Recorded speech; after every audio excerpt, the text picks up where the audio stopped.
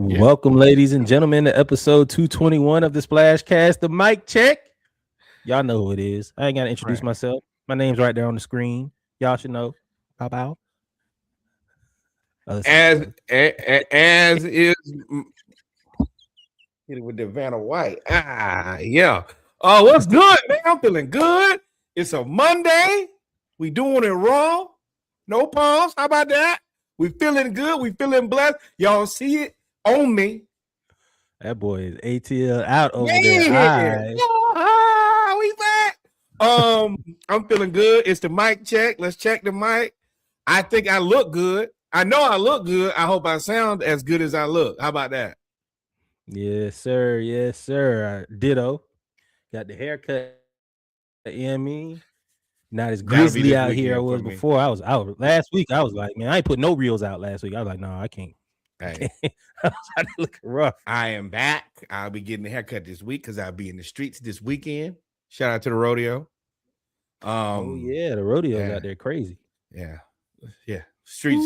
I will see the streets. The streets will see me. Speaking of streets, well, let me tell you, living down there, I can remember, dog, going to Mardi Gras, New Orleans. Oh, can we discuss the rodeo for a moment? Hold on. I gotta pause you here. 20 seconds for the home team. This Mardi Gras and whatever y'all algorithm bounced into my algorithm for Instagram was Instagramming. Hey, I don't typically like to be manipulated by algorithms. Manipulate me whenever you get ready. I can't be manipulated. And if that's what y'all gonna send into my life and into my feed, thank you. I appreciate it. Without you, none of this would be possible. As you were, my bad, but them little green, purple. Yeah, just know. Yeah, I was down there, dog. Imagine going from Mardi Gras to the Houston rodeo. That's a hellish. Hellacious, not hellish, a hellacious. And the outfits have gotten so good in 2026. I told you about them, the Mardi Gras. And I guess because I felt like Mardi Gras was always substantially colder. This year, it being warm allowed them to flourish. And then, the rodeo and everybody got a cowboy boot and some Daisy Dukes and some cowboy boots on. And that's a look I appreciate. Cowboy boots for furry shoes. They had the furry shoes on in New Orleans. Correct. You saw it. And that's two looks I really think are underappreciated. I won't disagree. And of course, very wise, us being us always make everything look good. So, oh no. I don't think that anybody does cowboy boots and shorts better than black women. I'll tell y'all that right now. It ain't better. It ain't even close. No. It's better. It is the best. The best. No. But I'm saying it's yet to come. The Spanish community ain't far off. No, you're right. They're in a. I'm gonna be honest, a far second. Because I'm gonna tell you, the gold medalists winning, they running that thing up. They run it up, and I mean, and a far second ain't always the worst place to be when they doing what they doing the way they doing it. I think that also is a perfect segue to us talking about Tyler Reddick and Michael Jordan winning again. If you listened to the podcast last week, we talked about them winning Tyler Reddick's first two races. Well, funny story, there's an update. Tyler Reddick has won again in the Circuit of the Americas. He won the third race in a row. He is the first person in NASCAR in the 77-year history of NASCAR to win his first three races in a row. We have told y'all how much big NASCAR or old NASCAR probably detests Michael Jordan. I'm sure they detest him even more now. And no ice in the kids' shorts this week, so we have nothing about that to talk about, and that's fantastic as well. Bruh, I said it last week. I'm gonna say two things. Last week I said it. Hey, I know y'all sick of Mike. That boy sued y'all. Got more money, more revenue, right? And then beat y'all 3 times in a row and set records. I know y'all sick of him, and he big and black, 6'6", right? Dog. Can't miss him, right? be in the pit. Y'all even tried to shade his name, and they had to come out like, bro, come on, bro, y'all tripping. There's nothing you can do with Michael Jordan. You can't leave him around your wife because he'll probably take your gal. You can't outdrink him, and you can't gamble with him because he Can't gamble with him. Can't smoke no cigars. Can't play golf because he everything that you got and you can afford, he too can afford 2 of them. And then secondly, bruh, at this point, I told y'all all you got to do. We had a little bit of a debate last week when we said folks not going to be interested in NASCAR. It's not going to take off. And I was like, well, if you keep winning, eventually people will start paying attention. Setting records and winning 3 in a row will have people paying attention. I agree ish. I still don't think that I'm still not trying to watch a race. I just want him to be done. And when he's done, I hope that they're first. I also find it very interesting that Michael Jordan in 23 racing it seems to be a little bit more diverse. And after this whole court thing, it looks a little bit more equitable and inclusive, I would say at this point. So it very interesting how NASCAR proceeds. I'm interested to see what exactly they do here. And let me add Reggie. I do really appreciate the nostalgic 3-peat pose here. This is, first of all, he had this thought up before. I'm going to impress my boss with this. In the queue. It was in the queue. It's a pretty good chance I win. And when I do win, this is going to be it. And, Mike probably wasn't thinking about this shit at all. And now it's like, oh, well, good job. Well done. You think Mike competitive ass wasn't thinking about this? No, I don't think he was thinking about a 3-peat pose. No, I don't think so at all. I think he was. Oh, no. That's why he has assistants and creative directors and Team 23 Racing. No. I think Tyler knew exactly what he was going to do. He's like, I'm going to kill him with this. Oh, yeah. This is going to be the one that he thinks, you know what? Hey, he really paying attention around here. And shout out to you, Tyler. Yeah, great job. And continue to win. We don't really have anybody else but Bubba and Tyler and Jordan to support. So all the support goes to you guys. Yeah, there's no Jeff Gordon left, no Dale Earnhardt.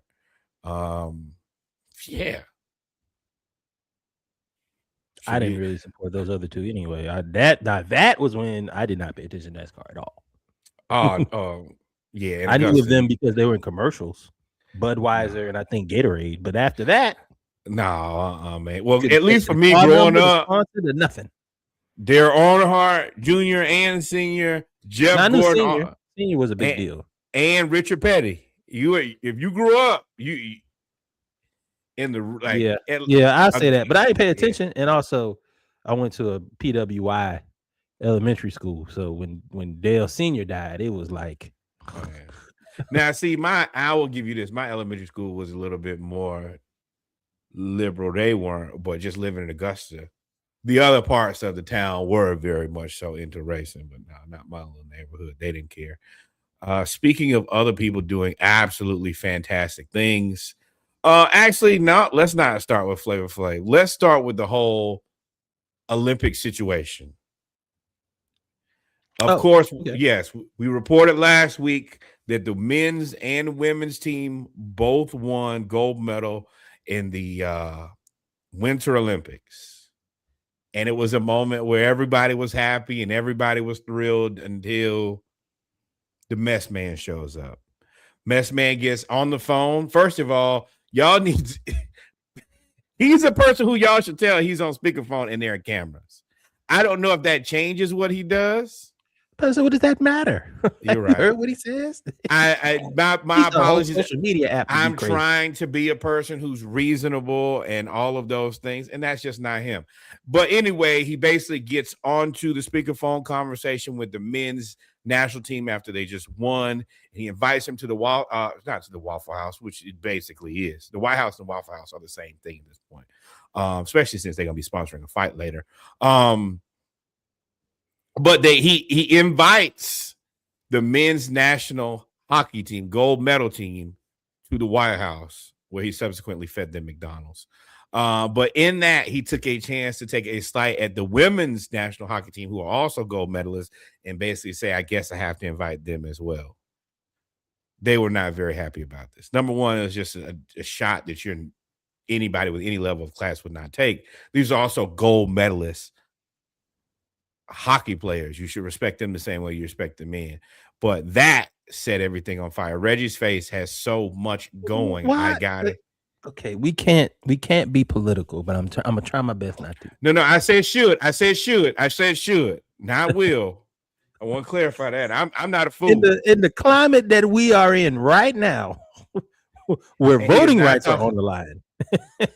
Why do you think that he would respect women? Right. It's not funny. Like, that's not funny, but just funny to think like, you should. No, ain't no should, child, nothing for all of those in corporate America. He has said, I won't. I won't.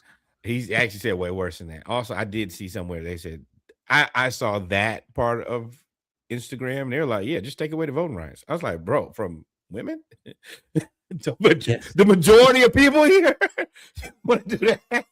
Oh, y'all really ready to turn up. But after that, right on cue, the man, the myth, the legend, Flavor Flav steps in, he starts out with just the women's hockey team, which then that invitation extends to all women Olympians and Paralympians, which then became the entire She Got Game weekend, which will be sponsored by MGM, and it will be July 16th through the 19th. This is actually a slam dunk.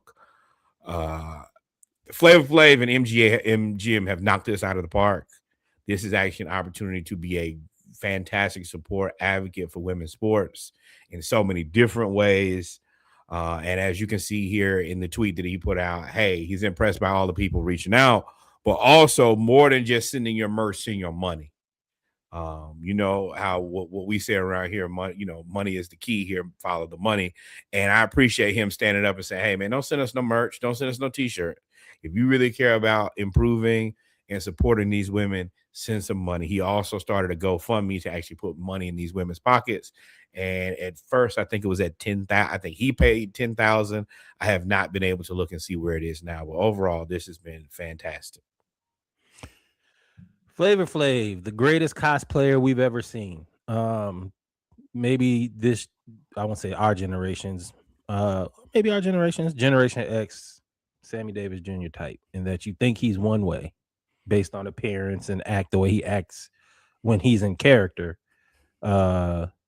versus who he really aware is. And uber talented. You're exactly right. Musical savant, very, very abreast of all of the current issues, very articulate and well spoken.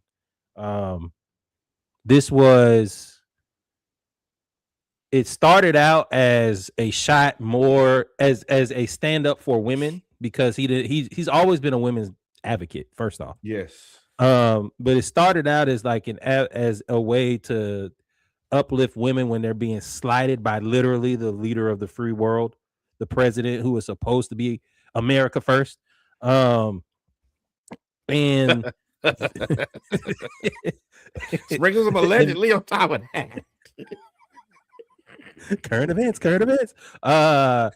And then, hey, Chinese weather balloons, we don't want no smoke either, though. We already. Hey, Chinese, we already here. It took 20 minutes to restart my computer. Like, what? But anyway, let me finish. So, and then for him to not only organize this, but call out the corporations that kind of throw something at you. And I'm not saying the corporations were throwing something at you like, she's probably trying to take advantage of the moment, but having the courage to say, let's do something better. Right. Why don't you sponsor the women and put money into their accounts? Why don't you get them better? With more sponsorship becomes better, better equipment, better training, more notoriety, more equality in terms of revenue. Yeah. So when you add that into it, it is one of the best and classiest moves I've ever seen. One. Two, I do have to highlight, and I know this is about Flavor Flav, but I do have to highlight Stanley Tucci. Stanley Tucci, while he was in Italy, took the United States women's hockey team out on the same day that the men's hockey team went to the White House. Most of the hockey team took And them ate out to McDonald's dinner in Italy, and they had a 5-course meal with a Michelin star chef. I don't know if it was instead 2 or 3 instead of McDonald's. instead of McDonald's. McDonald's, And the only where the the CEO, only yeah, go ahead first. where the CEO didn't even want to eat his own food in the video. Right. Y'all seen it? And I will say this: the only demographic that would not be pleased about having Italian in Italy instead of McDonald's, 5-year-olds. That's it. And Not mine. this story continues to right. Yours is the queen. And this story continues to grow because afterwards, Donald Trump puts out a video where he has a deep fake of Brady to Chuck and another hockey player spewing what I would consider, I mean, it's definitely country hate speech as Americans speaking to Canadians. Now, this is ironic because, of course, he plays for the Ottawa Senators. So that's not going to work because your employer is in Canada. And he came out and said, that would never come out of my mouth. Immediately, bro. You know, you saw my check. Right. My check don't even come to this country. They don't pay me in dollars. So this is number one, embarrassing again by the Waffle House. I think that's what I'm going to start calling it, the Waffle House. And this is what happens when you align yourself with the Waffle House. Things get ghetto and put you in a situation where you go from being honored, allegedly being honored. If you feed me McDonald's, then I'm going to be offended. I feel like you don't like me. Right. And then on top of that, you're going to immediately use me as a prop to further your propaganda in a country where I work and for a group of people who support me. This is stupid. And this is childish. And this is embarrassing. And this is uniquely on brand. Yeah, this is. I've never. It's very rare that I see so much losing when you win. Like, oh no!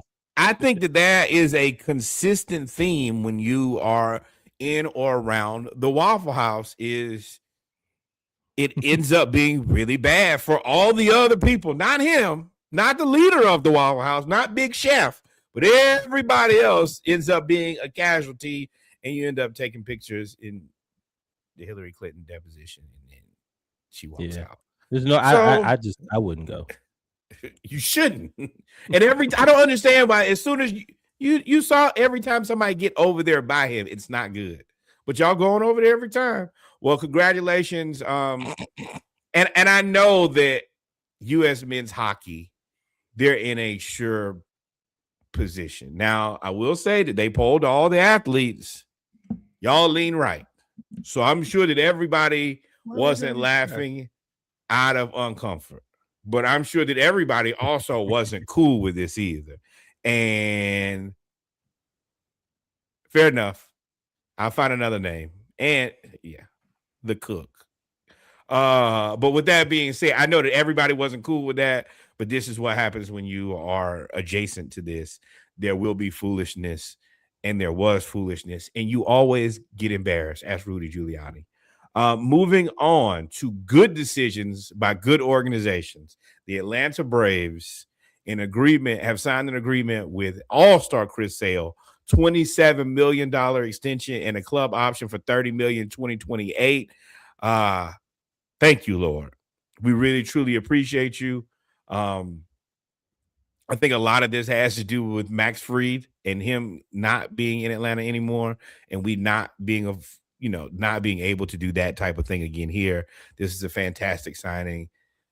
I'm glad he is here and pick up all the options. Yeah, I'm happy for Chris Sale, especially with everything he went through. I think he had a bad back, and then he came back. They thought his career was over and all that stuff. He's come back, won a Cy Young, been one of the better pitchers that we've had. This is kind of par for the course for me. This is just a replacement for Charlie Morton, right? Charlie Morton had, he was the 38, 37-year-old pitcher who we kept signing the 1 year 1+1 deals. We just kept picking him up as long as he kept playing, and then finally, I think he broke his leg in the World Series. He had so many off injuries, and I think the injuries finally caught up to him with us. And plus, he pitched so well when he was in that somebody just offered him more money. I can't remember who it was, if it was like the Giants or something. But this is basically it. So he is our new Charlie Morton, and as long as he keeps pitching well, he'll continue to get paid on 1 year basis, which is kind of the. I don't hate that. I was about to say it's kind of the. I don't want to bring LeBron in this, but LeBron is that's how he's kind of started that of just doing 1+1 deals for max amount of money every year, and I'm just gonna keep playing. So I like for the it. player. They, they get compensated very well. $27 million, a lot of money to pitch every fourth day. And for us, we don't put ourselves into a long-term bad contract, specifically as some of our bigger guys are coming up to sign contracts. So this is what I would consider a big win-win for everybody. In this case, the Ansi Saleh optionality works here for the Atlanta Braves. Yeah, and real quick before we wrap up the mic check, the Braves quietly, I ain't gonna bring too much, quietly are having a phenomenal spring at the plate. Phenomenal. Acuna has changed his batting stance. I can't wait for y'all baseball aficionados and nerds. I'm not gonna act like we're the biggest baseball nerds ever. I do know that it's been opened up 13 degrees and he's batting leadoff. Y'all can tell I've been watching. He has opened it up from 13 to 23 degrees, and he is on fire, on a roll. Profar, hey man, please stay clean, bro, because he is batting out of this world. And Austin Riley, and of course our guy at first base, he just escaped my brain that fast, but first baseman from Oakland that came over is Matt Olson. Matt Olson is playing well as well, and it looks like we have our catcher situated. He's playing well, and we got another rookie quietly. We got another rookie, 19, out there playing well, and of course, we got 19-year-old. Oh my God. Nope, I'm gonna get on out of there. But yes, it is. Well, I was about to say pitching is always our concern. So this is one of the better signings. I don't know the rest of I know we got Strider, and I know we got Sale. Who else do we have? That's what I'm looking for. We're gonna see, man. We gonna do what we always do. But hey, man, best way to do that is to hit a lot of home runs. Also, funny story because of the new umpires, the electronic batting, all of that. They've actually had to measure all the baseball players. Funny story. There are a lot of baseball players who are no longer 6 feet. Jurickson Profar being one of them. He is now 5'10". Funny how that happens. Braves 4-0 in challenge. Hey, don't judge me. I'm in the same boat. My driver's I say 6 feet, and that's what I'm going with. Measure me in shoes. But yeah, that I think is it for the mic check. The mic sound all right, and Flavor Flav is doing right. The president is doing wrong, and that's about life right now, boy. What simulation are we in? I don't know. Hell, I don't know. World War III, whatever. Don't play. We got nothing else. Shout out to Kev in the back. We shall come back here momentarily and start this show. We are going to get right into HBCU, and we are swimming. How about that? Well, with that being said, we'll be right back. With it.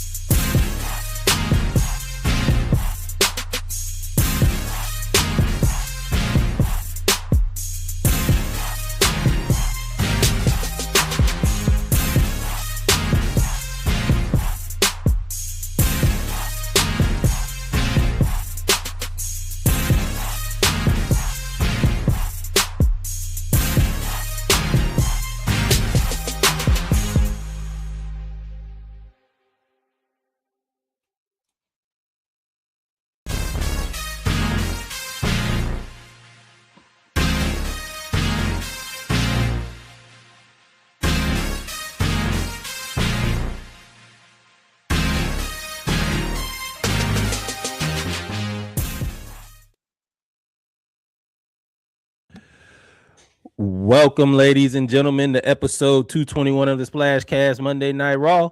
I'm your co-host, Reggie. I am your co-host, Norwood. Our powers combined, we are your HBCU homeboys. We are blessed, happy, and highly flavored. Flavored and favored. How about that? Little sauce. How about that? How you feeling, brother? Clean it up. Clean it up. I think I might put that on a shirt. Highly flavored. Blessed, highly flavored. Yeah. That's it. That's it. That is it. Merch on the way. Man, I'm good, man. Thank you guys for tuning in live. We appreciate it. If you could please click the share button, share this to all of your friends. If you're listening to the playback, please go back and listen to the mic check. Of course, we had a great lead up where we were talking about Michael Jordan with his domination in NASCAR to start off the season, the Olympic hockey mess, and we had a little Braves chop talk, first time of the season. And we got to start saying Tyler Reddick's name. Tyler Reddick is the guy driving the car. Michael Jordan is the man spending the money. And both important, but if you're going to drive the car, you're the one. I want to make sure we at least say your name, Tyler Reddick. I mean, fair. I ain't going to argue with it. I ain't going to slander him. Shout out Tyler. You got it, Big Ty. You got it, shout it. Yeah. But and you keep bringing that money to Michael Jeffrey, you gonna be all right, bro. You gonna have your name in all caps, right? With that being said, y'all know what it is. We start out with HBCU news around the culture, followed by football, and then we round it out with basketball. To end the show, we're gonna start out with HBCU culture news around the culture. We got a few things we talk about. Before we talk about Mickey Joseph, let's go back to the base. I do want to send T's and P's to the family of Dominic Ponder. Dominic Ponder is a former Bethune-Cookman quarterback who transferred to Colorado. He passed away in a single car accident. Once HBCU, always HBCU family. So we want to send all T's and P's out to everybody. He was with Ed Reed in that whole Bethune-Cookman and he was supposed to be Ed Reed's starting quarterback. And then when all of that happened, he left and went to Colorado and had worked his way up the depth chart. Was challenging for a starting spot. And unfortunately, he was in a single car accident. Nothing nefarious about it. It was unfortunate and he passed away. So we want to send T's and P's out. Absolutely. To his friends, his family, teammates, all the above. Because, that will definitely change the way you look at life. Change the way you look at your own life, too, to be completely honest. Yep. So with that being said, we're going to move on, or we're going to try to. First off, Mickey Joseph gets an extension at Grambling State University. He is kind of defying the odds of what Grambling did over the last few years. They've had a few coaching turnovers over there, and now they're sticking with Mickey Joseph, who they had a pretty good season, and he's building a pretty good program over there. Right. They say the contract was $325,000 annually. I think that was before, with performance incentives tied to the Bayou Classic, SWAC Championship, and Celebration Bowl appearances. That lets you know what's important to them. But yeah, I think that this was a good, solid move to maintain the stability and give Grambling an opportunity to really put themselves in a position to compete. Because if you're always switching coaches, it's going to be damn near impossible to compete at the HBCU level specifically. I agree. That was going to be my. Oh, go ahead. We've Yeah, that's it. Oh yeah, that was going to be my point. Was this was a smart move by Grambling because they're combating star power with continuity.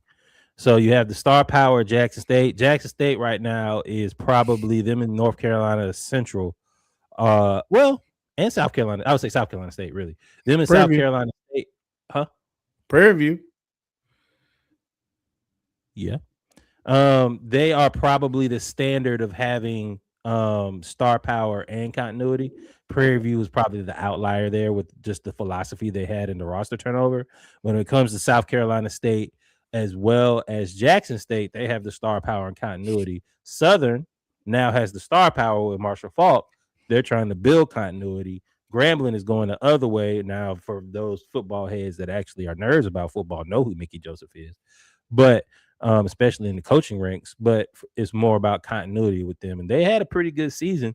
And he's recruiting. He's starting to learn the whole recruiting thing very, very well. So Grambling is on the move now. They are on the move, and they are very upset that they lost that Bayou Classic to 2-9 Southern. Yeah, that will stick in your craw, and that you got to come back and figure out a way to win it. Yeah, that is 2-9. It's rough. Jesus. Yep. Yep. But shout out to Gremlin. As long we'll keep any other football news coming as it comes out. Moving on, Howard swimming. I feel like we have every year we have Howard swimming do something great. So Howard swimming and diving wins the men's and women's NEC championships. They are. Well, first we'll talk about the women. That is the Northeast Conference for the people who don't know, because I had to look up the Northeast Conference. The women's team secured its first NEC championship in program history, disrupting a three-meet winning streak by Central Connecticut State. The men's successfully defended their title, and they've won their second consecutive championship and their third in the last 4 seasons. So the men are in the midst of a dynasty, and the women are on the board, and they look like they're about to start a dynasty. Howard, again, in football, there's a lot of HBCUs, Hampton, A&T, that are in these PWI conferences where they're the only one, and they're struggling. I think that is starting to change. Howard is the only HBCU in that conference, and they meet and the only HBCU that sponsors swimming and diving as an NCAA Division I varsity sport, making this a dual sweep and a landmark moment for HBCUs. Yes, this is very important. The other part about this is Howard has clearly shown a refocus in non-revenue sports and making sure that they are successful too. But that can only be done if the revenue sports and the giving is in line, because you got to lean on something in order to get some money to do these type of things. And that's the reason we end every show and tell y'all as many times as we can to support HBCUs, support HBCU sports. If you're an alumni, you got to send money, because otherwise you don't have a swimming team. And Howard swimming team, as much as we call them the dog bark, they knocking this shit out of the park. They're putting on a masterclass, and they're doing it, in the pool, and they're doing it with marketing, and they're doing it because they have money. Congratulations to those guys. Congratulations to those ladies. Quick highlight: both men's and women's programs receive NEC Coaching Staff of the Year. The women's 400 freestyle relay team set a new NEC meet record with 3 minutes 22 seconds. 3 minutes 22 seconds. And the final score showed a dominant performance, with the women winning by 19 points and the men winning by 72. You know about track, you know about points. That's a big margin. I'm gonna put it this way: if you play Madden, you got dubbed. Pass the sticks, bucko. Yeah, man. So they basically took away all of the highest honors. They swept all the awards. So shout out to Howard. Other HBCUs. This is where I encourage us to sit and talk with each other. How did you invest in this? How did you bring in swimming and diving? How did you keep it? I think about the FIS gymnastic team that came and went so fast, and I'm like, man, that would have been really good to keep. They were not only new, but they were good. And how are we able to keep these non-revenue sports sustainable going forward? That's got to be a real question that HBCUs have to figure out. Yep, for sure. But hey, man, you got to have success to start the conversation. Moving on. Oh, I thought it was Tennessee State. The Texas Southern men's indoor track and field team gets a three-peat. They win the SWAC championship for the third indoor championship for the third consecutive time. This is the program's 13th indoor conference title. God, what do y'all do? Y'all watching? Yes, from behind. Right. I really wish I could catch him. Let me not say that. I never wanted to run track. So I respect y'all and the people who are running behind them. Head coach Clyde Duncan Sr. was honored as the SWAC Coach of the Year for the record 11th time. Continued his storied career. The team amassed 108 points across 17 events, featuring 28 top 8 finishes, which is the standard of Houston. Olivia Brown set a new SWAC record in the 3,000 meters. They captured gold in the pole vault. Adam Hines and Ahmad Muhammad took first place in the triple jump. Donovan Brooks claimed the title in the heptathlon. The victory fueled those were the 4 individual champions. Just an overall dominating. What was the coach name again? Clyde Duncan Sr. Oh yeah, Clyde. You know, Clyde can coach some track. Hey man, assistant coach named Earl. Clyde and Earl. Oh, y'all finna get after it every day, and they don't care.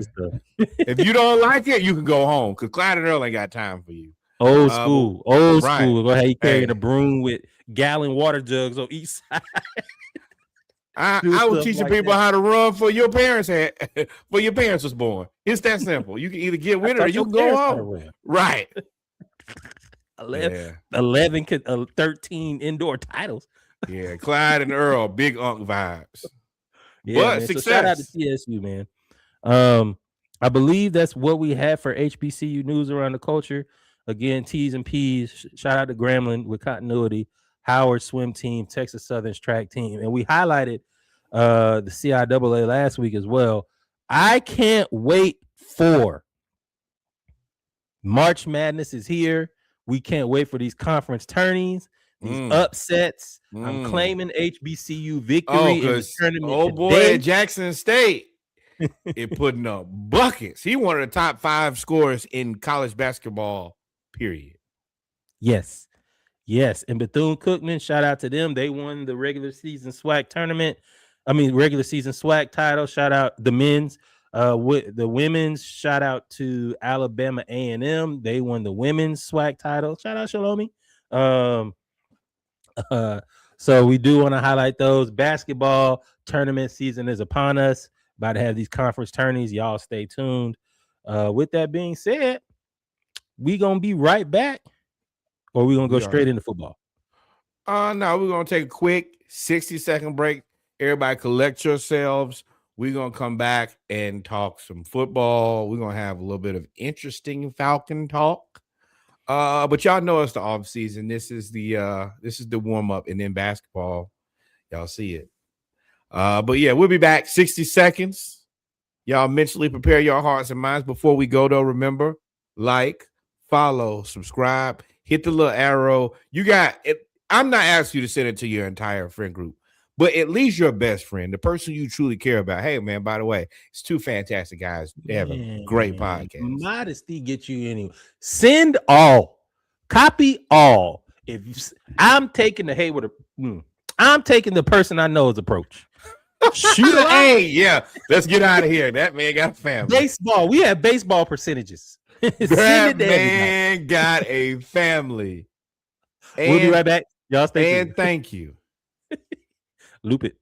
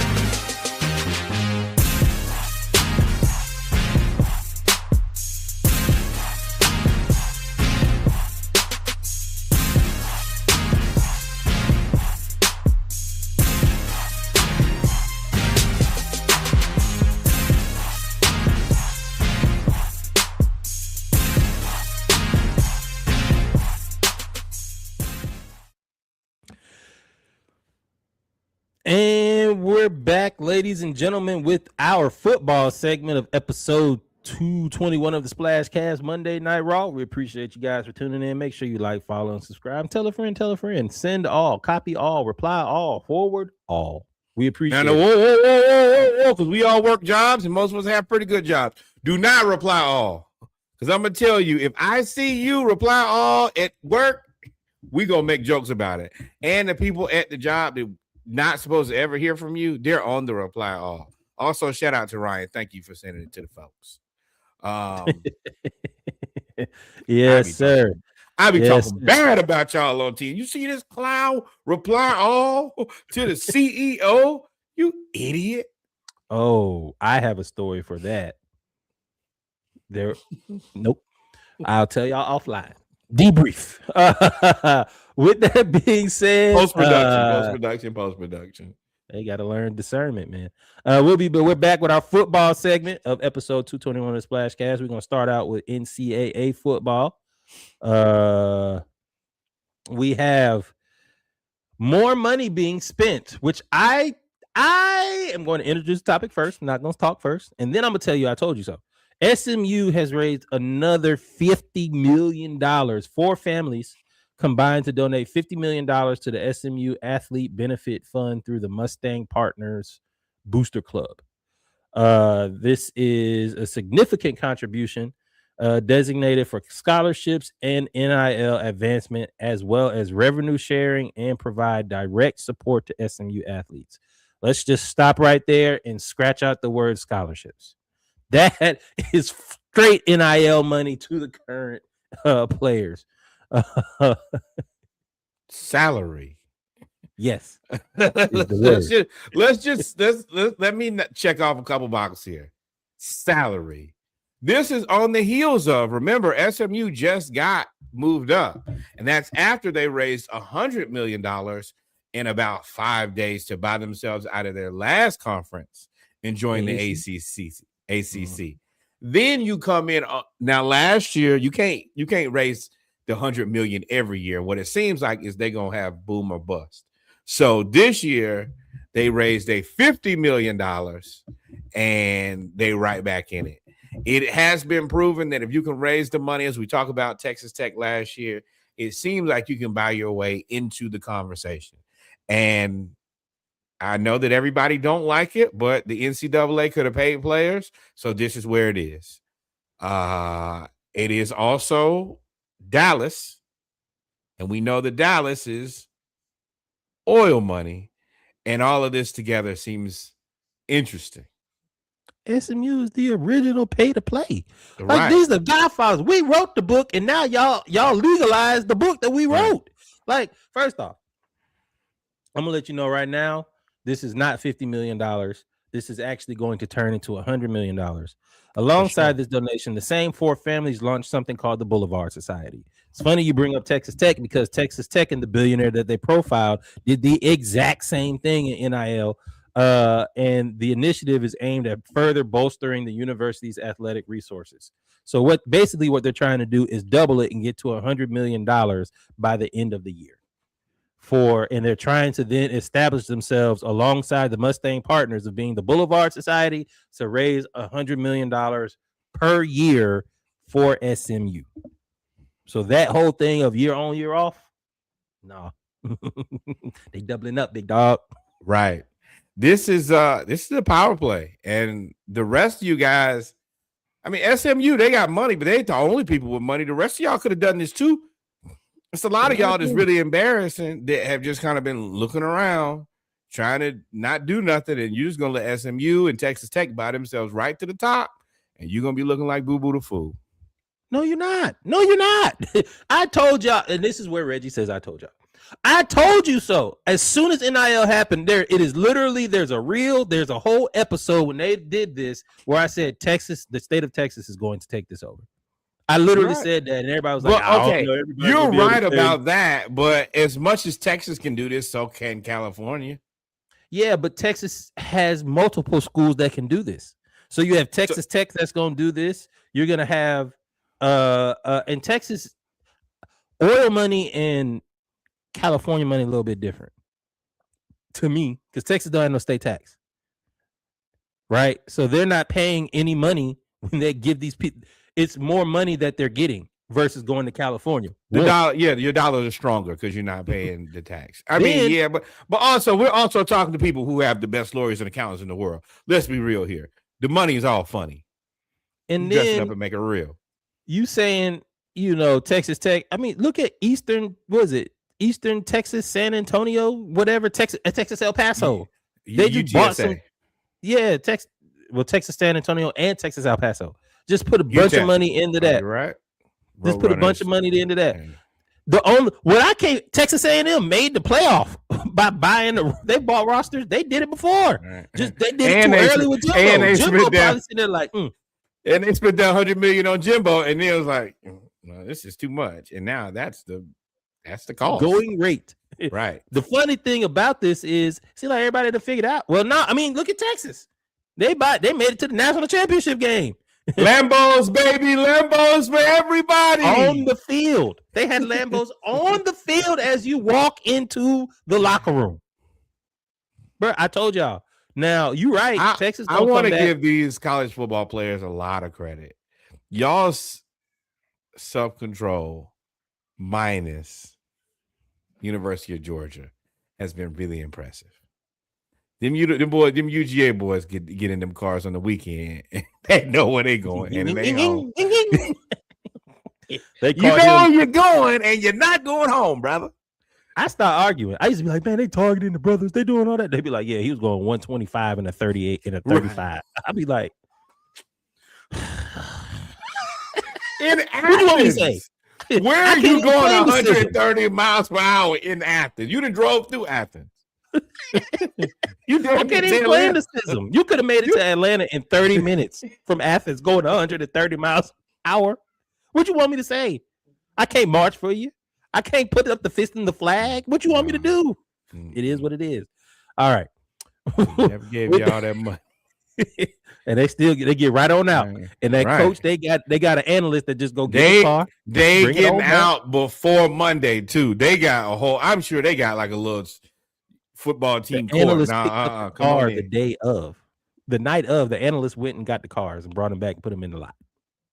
No tow. And probably filled gassed up and washed. Vacuum. All right.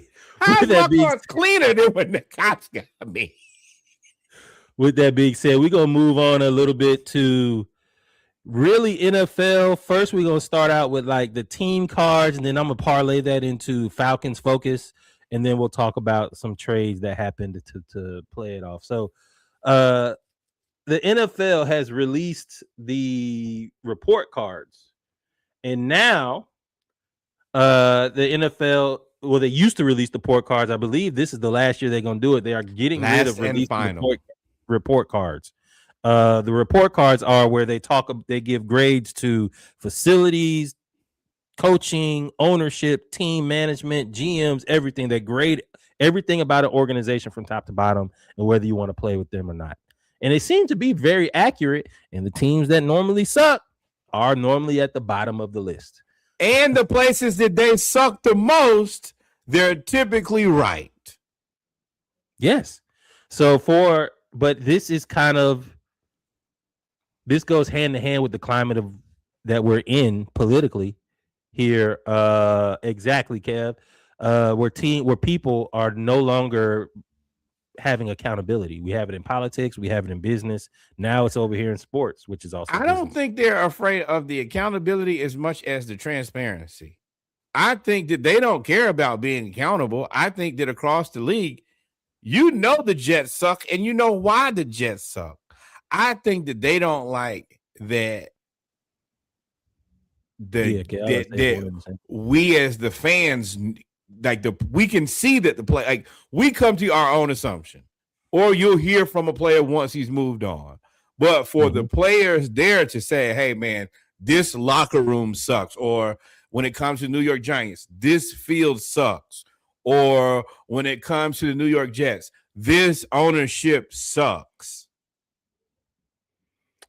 Well, I agree with the audience when they say that's one and the same. I think transparency promotes accountability, right? So, for example, Cincinnati was ass for a long time, and they kind of were.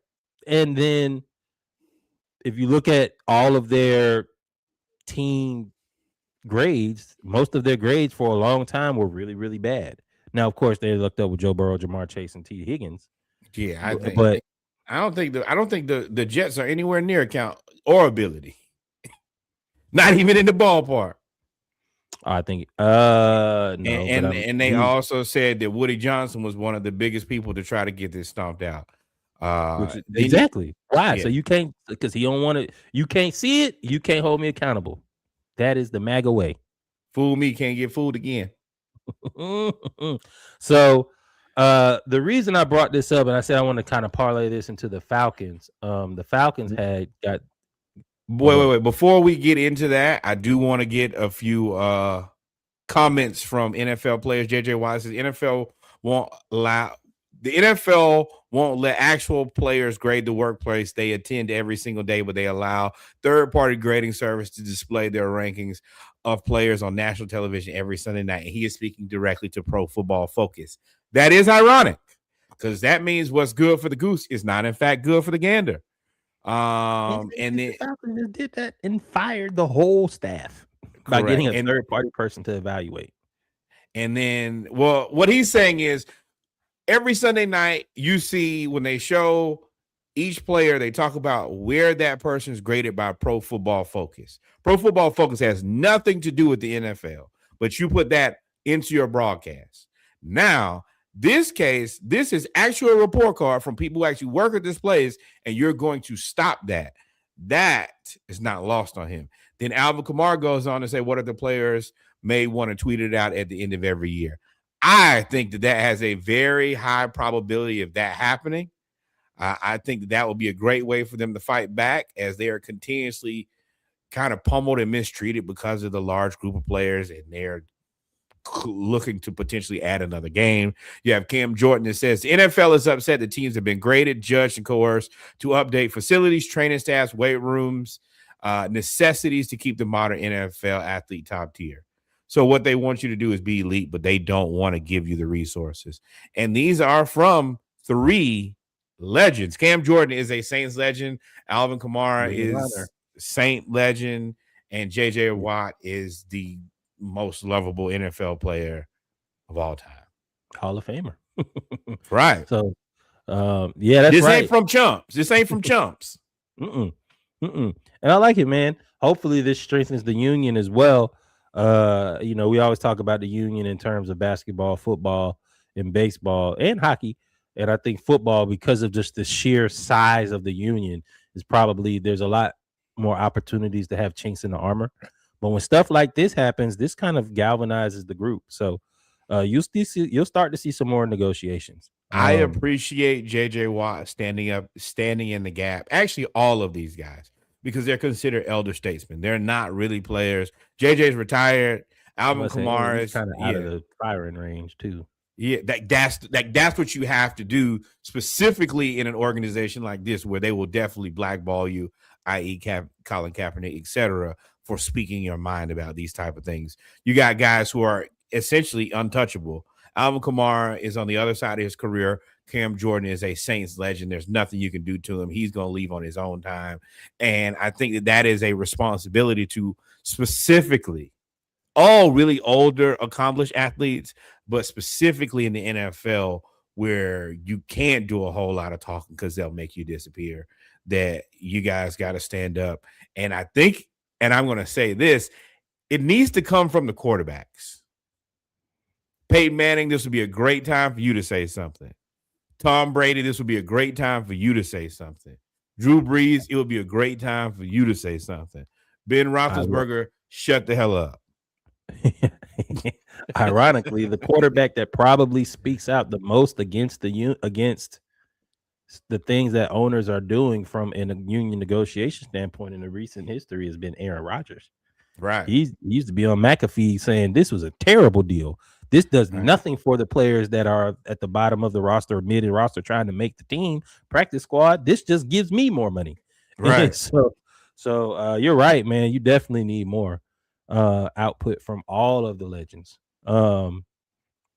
With that being said, all right, so we got the Falcons card. Falcons card, real quick. I'll kind of summarize it. The best things that we had were, of course, the nutritionists, dietitians, training, the training staff, and strength coaches have always been pretty much up there. Position coaches, team travel, team ownership. Arthur Blank is very well thought of. The general manager and, ironically, the head coach got a B plus. But of course, our worst grades is home game field and offensive coordinator. And I think that C minus is an F. Here's why I'm exasperated. We got a C minus for offensive coordinator. You want to know who was worse? Who? The Cleveland Browns. You know who the Cleveland Browns offensive coordinator was? Tommy Rees. You know who's the Falcons' new offensive coordinator is? Big Rees. Tommy Rees. You know who was the worst team graded? The Cleveland Browns. You know who the head coach was the worst graded coach of this list? Kevin Stefanski. It's Kevin Got Dog Stefanski. Who know who has the worst special teams on this list? The Cleveland Browns. We just hired the worst coaching staff as voted on by everybody's peers. I take that with a grain of salt because if you go back and look at these report cards, I'm sure Cleveland has been failing as long as they've been giving grades out. Then why hire them? I don't think all of it goes back to we think organizationally Cleveland is just terrible. And not we. I'm saying cumulatively the NFL, everybody involved in football, top down.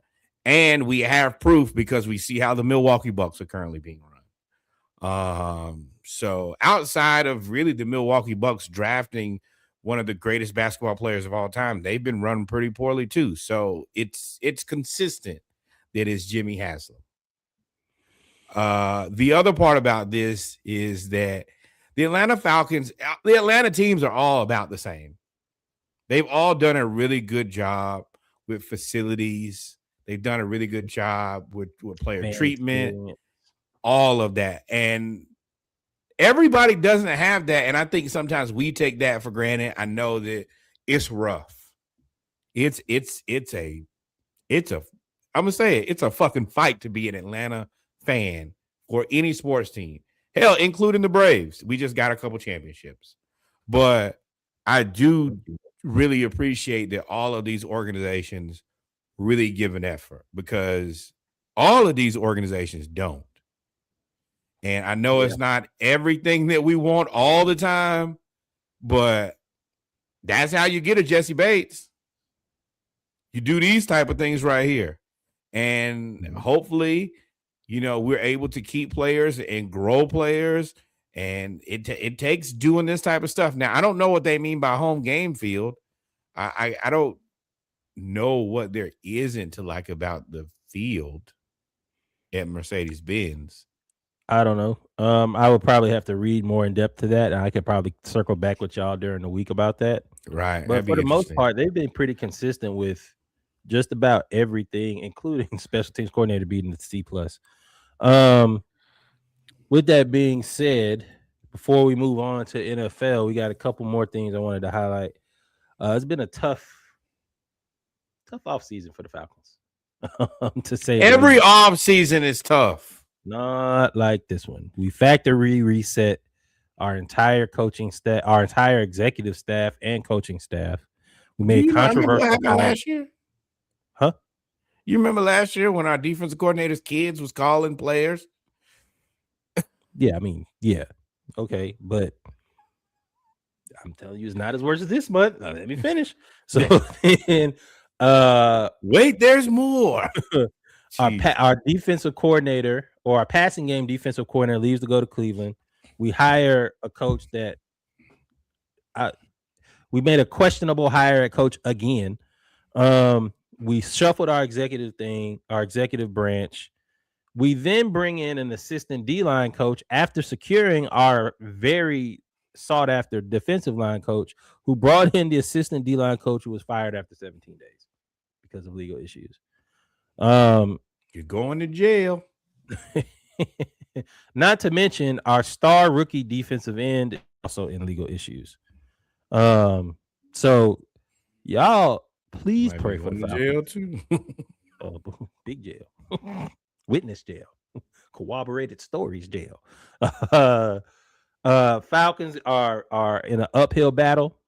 Maybe you know how we feel about the Juju. Maybe that's why the Braves and the Hawks doing well, because we can't have all three nice things. So one kid gonna act out for sure. And right now it is the Falcons. Yep. And we also have new jerseys though. We got some new jerseys, red helmets. They get premiered on April 2nd, one day after my birthday. If y'all love me and want to send me something for my birthday, just donate to the Splashcast. That's all I have. Well, yeah, but y'all need to see, because last time we said we was getting new jerseys and we got FUBU jerseys. And we definitely the whole city of Atlanta had FUBU jerseys. The Falcons had them jerseys with the highlighter green outlines. No, the Hawks. Time. That's the Hawks. I mean the Hawks. The Falcons had the FUBU jerseys. The Hawks had the highlighter jerseys with the squares that look like a workout mat, right? In the block letters. Y'all got to show me. But and the thing that, and this is the thing that continuously, as much as all of these organizations do really well with a lot of things, it's when it comes to the things to really represent the city that they do such a good job of missing the mark. It's like they almost try to be like, and I said that on purpose, just the way that I did, that Atlanta and the state of Georgia is rich in beautiful culture and design. And then we go get something that look like, what the right? It's like, who came up with, yes, designed by somebody who grew up in Alpharetta. Yeah. Cartersville. You know, and it's like, do you not know, like, and Atlanta is home of so many different people who could do a really good job and so creative, and then you just go outsource it to somebody who, that frustrates the life out of me. So I'm not getting excited till I see it. I saw Bijan, I saw some other player reactions. They pay y'all a lot of money. You better react. It's the same way that when my job sends me something, that I'll be like, oh, great, this is beautiful. I don't really believe that, but I need my paycheck to be there when it's going to be there. So I got to act accordingly. So, yeah, that's where I am on that. I'll wait and see, and then I'll see and wait. Yeah, and y'all know, now moving on, this is my season, draft season. So y'all please be on the lookout. We're not going to get in depth tonight because, you know, I can talk about this for hours. I will be getting back on and kind of going through our draft analysis and combine discussions now that the combine is over. Be on the lookout for TikTok and Instagram live during the day when I have time. We did say that we were going to release a few folks. Tyler Algier is going to be one of them. We sure he's gone? I ain't gonna lie. Also, I was kind of looking forward to this. Y'all know, basketball, draft, all of that's my thing. Combine, especially the Atlanta Falcons, is Reggie's thing. And I just knew we was finna come in here because I keep seeing, I heard this is the fastest draft class in NFL history. Oh, we talk about we can do it. I'm ready. No. I want to give you your time to collect yourself and put this together. But I am, and I'm excited as I'm doing basketball mock drafts. I'm excited to hear what Reggie has to say and prepare us for the Falcons combine and visits and all of this. Well, combine's already happened, but yeah, this is. I'm talking about combine results, though. I know you have some guys who you saw that you really like. They're willing bunch of them. But this is definitely the fact we are in the midst of evolution, sports evolution. Millennials, Gen X, Gen Z folks, Gen Z and Gen Alpha, y'all ain't really been here long enough to appreciate what you're seeing. But we are seeing the fastest everything every year. the fastest D lineman, the fastest wide receiver, the tall Wimby. Wimby. We I are want to seeing evolution of push sport. back a little bit evolution. I think it's more of just a change, because one thing that I have really been looking at and I haven't been able to quite is, yes, people are faster, but their core strength is not what it used to be. If you look at the old NBA players, they used to look like grown men at 22 years old, 23 years old with receding hairlines, and everybody was strong as Karl Malone. We don't have any of those guys anymore. And I think that's why a lot of these guys are injured more. You don't like Jalen Duren would have been a big center, but a relatively normal center in the NBA in the 90s. Now it's like, I mean, they just don't have that level of strength. You know, it ain't a whole lot of biceps in the NBA no more. Well, it's the evolution of the rules of the game as well. So I That's mean, true. you could in the NBA and NFL. You mean you used to have 260-pound running linebackers and hitting 240-pound running backs. You're Leon right. Diablo was 215 because the game has evolved. Right. And you won't see a giant Ray Lewis. I mean, Tremaine Edmonds is 6'4", 240, and he just got released. Like, because, and he's not saying he's not bad, but it's just that the game has changed with the way that in basketball, you can't impede progress anymore. Why I gotta put on muscle? I just gotta get around you. You can't hit me, you can't touch me. In football, you can't jam me at the line. I don't need to be Terrell Owens. I think that's also the reason we have so many of these soft tissue injuries. Correct. Then you look at what's old boy that he played linebacker. He ain't got no neck. I cannot think. He's from Georgia, from the state of Georgia. Thomas Davis? Yeah, not Thomas Davis. It'll come to me.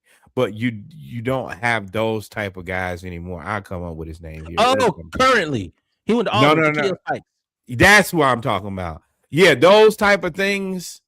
He was never gonna get concussed. not trying to be funny, but that was a big fear of his, is having a concussion. So he paused, worked out his neck every day.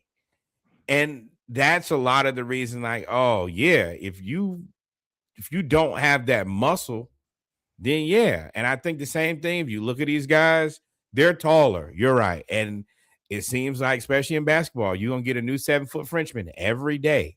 I don't know how they get all the way to 15 before they start playing basketball, but I guess that's the thing. But it's more of that. Government experiment, bro. Ain't no way they growing 7 feet to 7 feet from 5 feet in 6 months, and they play at 15. GMOs. Government experiment. I told you. Fair enough. But that's my thing. And y'all know how I typically like the thing behind the thing. I think that's something we should definitely be watching. Is it's a leaner time now in all sports. There's not really a whole lot of sports where you're like, oh, that guy's, brolic. Not anymore. It's a thing of the past. The rules are taking that out. Now, I think you'll see a change once the rules change, because eventually folks are going to get tired of it. But I think it's going to be very similar. I think it's going to be very similar to how there's an overcorrection of tall people now in sports, where it's like, oh, well, we want smaller guys because they're more skilled. And then you'd be like, well, I'm going to be tall and skilled. Well, little people, they've removed you guys from the game. Yeah. Baseball. Moving on, man. We're going to go to Houston real quick.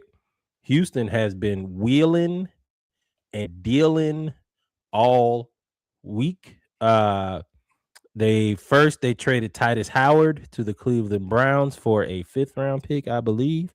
Titus Howard, HBCU legend, Alabama A&M University.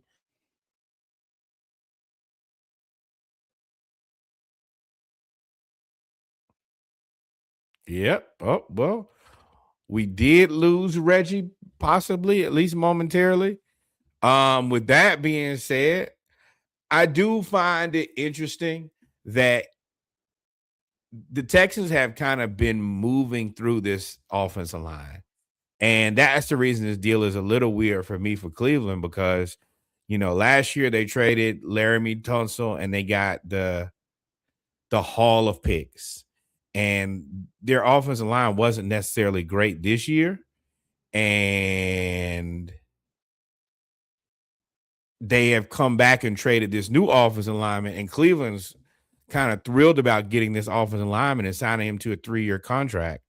And I'm like, y'all kind of signing their leftovers for a 5th-round pick. I think that the Texans are going to be intentional about finding the guys to protect CJ Stroud. Hopefully that makes them a little bit better. But until then, you know, they're focused on playing 2K, as I like to say. And if this guy's not working, we'll get him out of here. We'll get somebody else in here until we find the right fit. And I think that you should, and you're going to have to consistently do that, specifically when you got a quarterback. And for whatever reason, especially in these last few games, he just wasn't himself.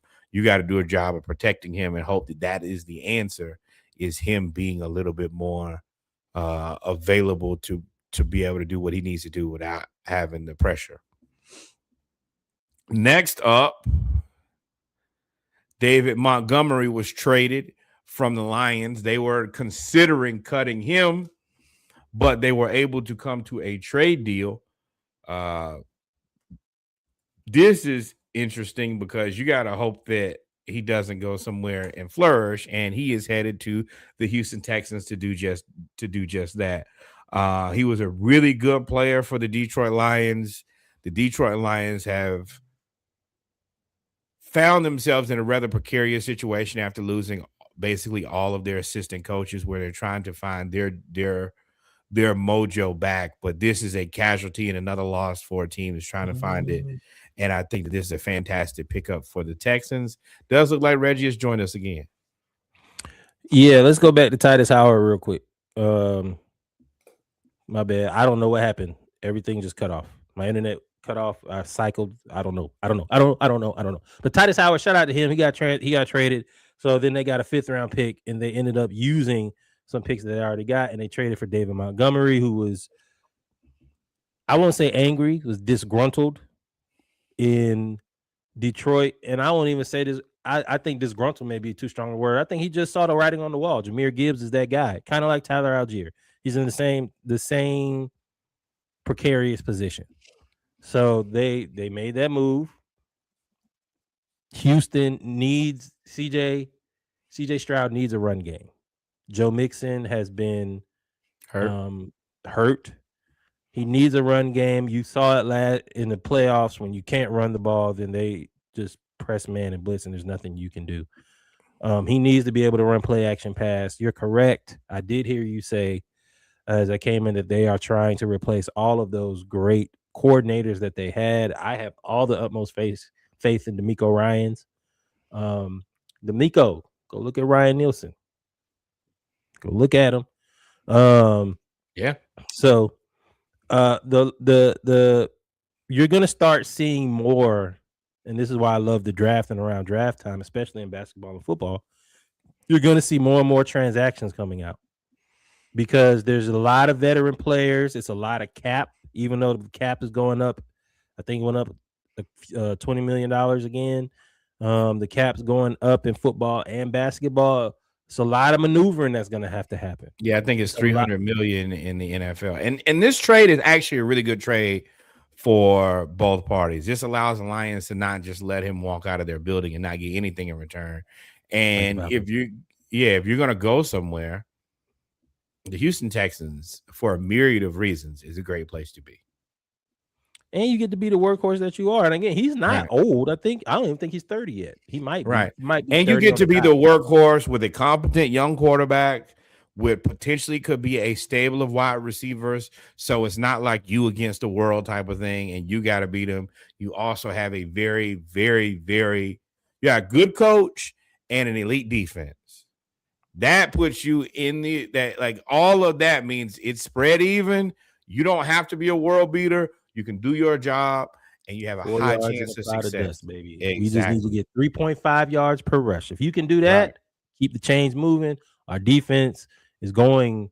They got Will Anderson and Daniil Hunter and all of those guys. And they all young. They just released Jimmy Ward, and they're gonna keep Bullock on the field. So this team, Houston as well, I can't wait for the rest of the moves that'll start happening. With that being said, Anything else I we think got for football? no, that's it. We went through. I did have some combine visits, but again, I'm going to talk about that when the Falcons during the week.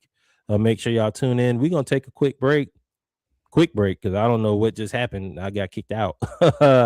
And then we'll be back for basketball. And y'all know that what that is Norwood's. And he will lead the charge there.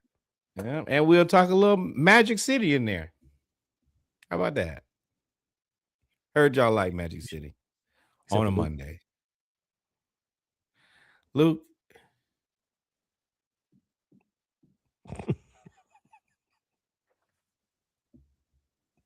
Mind your business, Luke. We'll be back.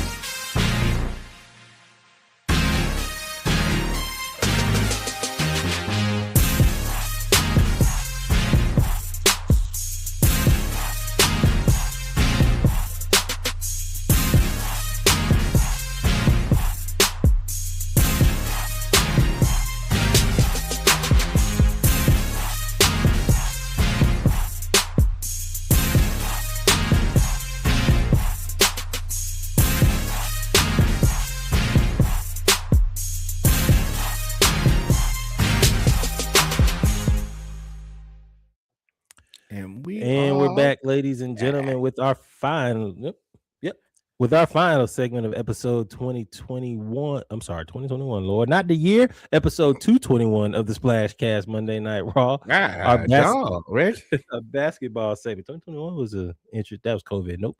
What is not go back to a global pandemic. WNBA, Hawks Talk, NBA, all that good stuff. Where you want to start, Norwood? All right, friends, Romans countrymen. Let's sit down here and let's have a couple conversations. We're gonna get a couple things done here. It's gonna be a time. Let's start with the ladies. We're going to start with fantastic news. The WNBA turns a profit for the first time ever, giving each team $8 million back. This is fantastic, especially for all of the naysayers that always say, oh, well, what about the fact that the WNBA isn't profitable? Now, shut up. It is. This is very important. This is coming on the heels of Unrivaled, who has been putting on a masterful show. I think that this is actually good for both parties when it comes to what we believe to be an upcoming lockout. This is at least a good place to start. If you're an owner, you got to be happy when you make money. And, you know, as a player, you want to put out a product that is profitable. It always shows your sustainability and value. So this was great for all parties involved. Of course, you know, there's going to be the Angel Reese, Caitlin Clark effect, all of these things. But overall, I think this is really good for a really good league. What do you think, Reg? Yeah, Kev just said that perfectly. I'm going to throw this up there real quick. He said, "This is what happens when people go to and watch the games as well as better marketing." The WNBA, I I want to say NBA, but the next story might not lend to that. Has made a significant investment into the WNBA marketing share, and what that does is create notoriety. You build, and then they've also embraced the NCAA. So now you're building these. Are you there? Okay. Now you're building these teams, and the players have notoriety coming from South Carolina, Baylor, LSU, uh in where she go? Indiana? No, Purdue, Notre Dame. All of these, you're able to build the LSU. relationship. Yeah, I said LSU. You're able to build the relationship with the players. So that has now, this has almost been like a 5 to 7 year case study, right? And it's finally working off and paying off. Now, WNBA, y'all can't, it's a good faith gesture. This may get them to the table, but y'all better keep the momentum. Otherwise, you are going, like Norwood said, you are going to have that lockout. And And Unrivaled is showing you how to do it. right. And I think that, I mean, don't lose your league to Unrivaled because they'll do it. And as we talk about with Dawn Staley, it is infinitely more important today than ever before to be able to pay these girls a living wage so that they do not have to go overseas to risk life and limb to play basketball and take care of their families. It is Lost Breonna Stewart. That's a big deal.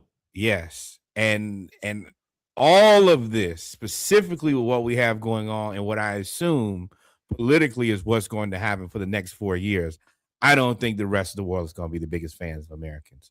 So having to send these girls somewhere else in order to make a wage so that they can take care of their families, y'all going to have to do this.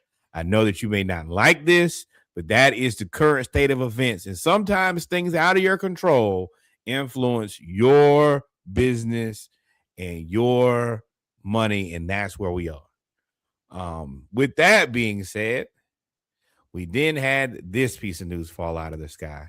Adam Silver has not been at the table for any of the meetings in person or on Zoom for the CBA meetings between the WNBA and the players and the Women's Players Association.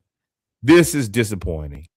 Adam Silver, number one, the NBA's financial interest in the WNBA, you should be there. As an act of good faith, you should be there. And I'm not saying you have to be at everything, but you should be at something.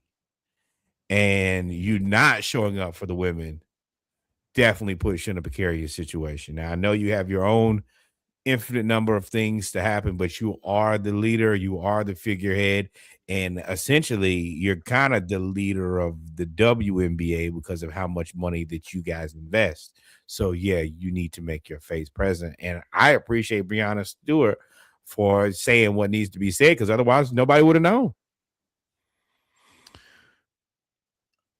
I agree, first off, that he has a lot of things on his plate. But to me, and this is something that I kind of hold true to, like everything in life, is priorities, right? I guarantee you Adam Silver hasn't missed not one meeting with the casinos and the gambling and all of that stuff that has introduced itself into the sports world, right? And right, Kev, that's what we talked about earlier. Breonna Stewart signed overseas and then dropped this bit of news. So for me, if I'm the WNBA and I'm the Players Association, I do feel slighted. I feel slighted.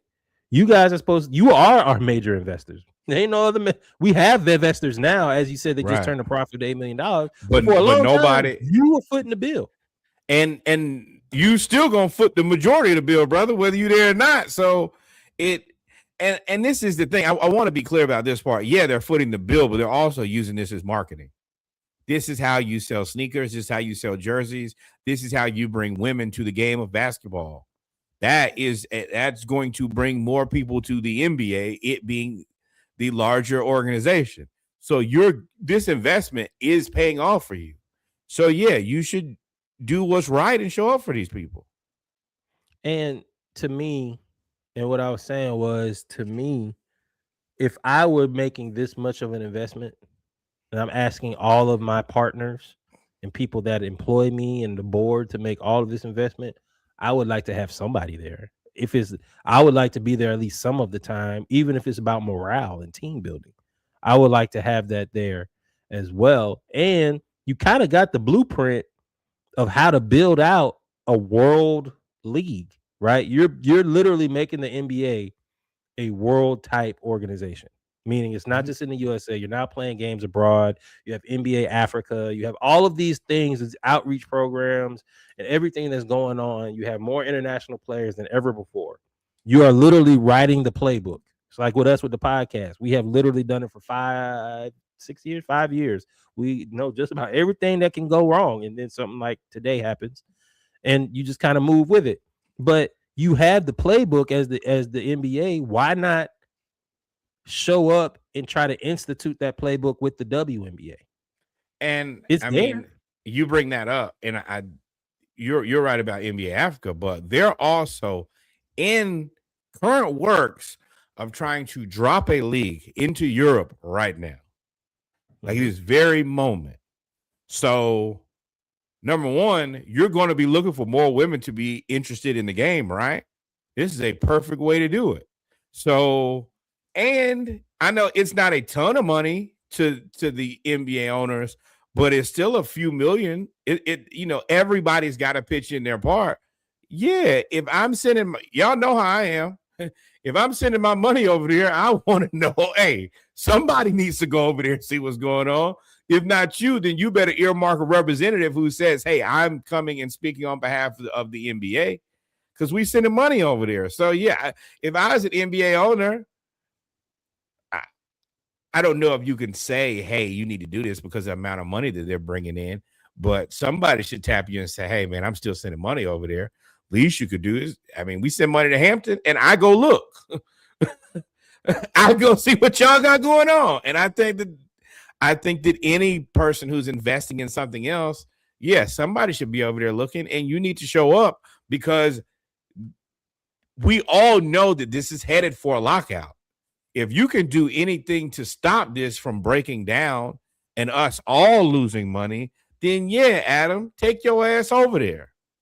Or even mitigate it, right? You don't have to have a 99-day lockout. You could have a 15-day lockout. Exactly.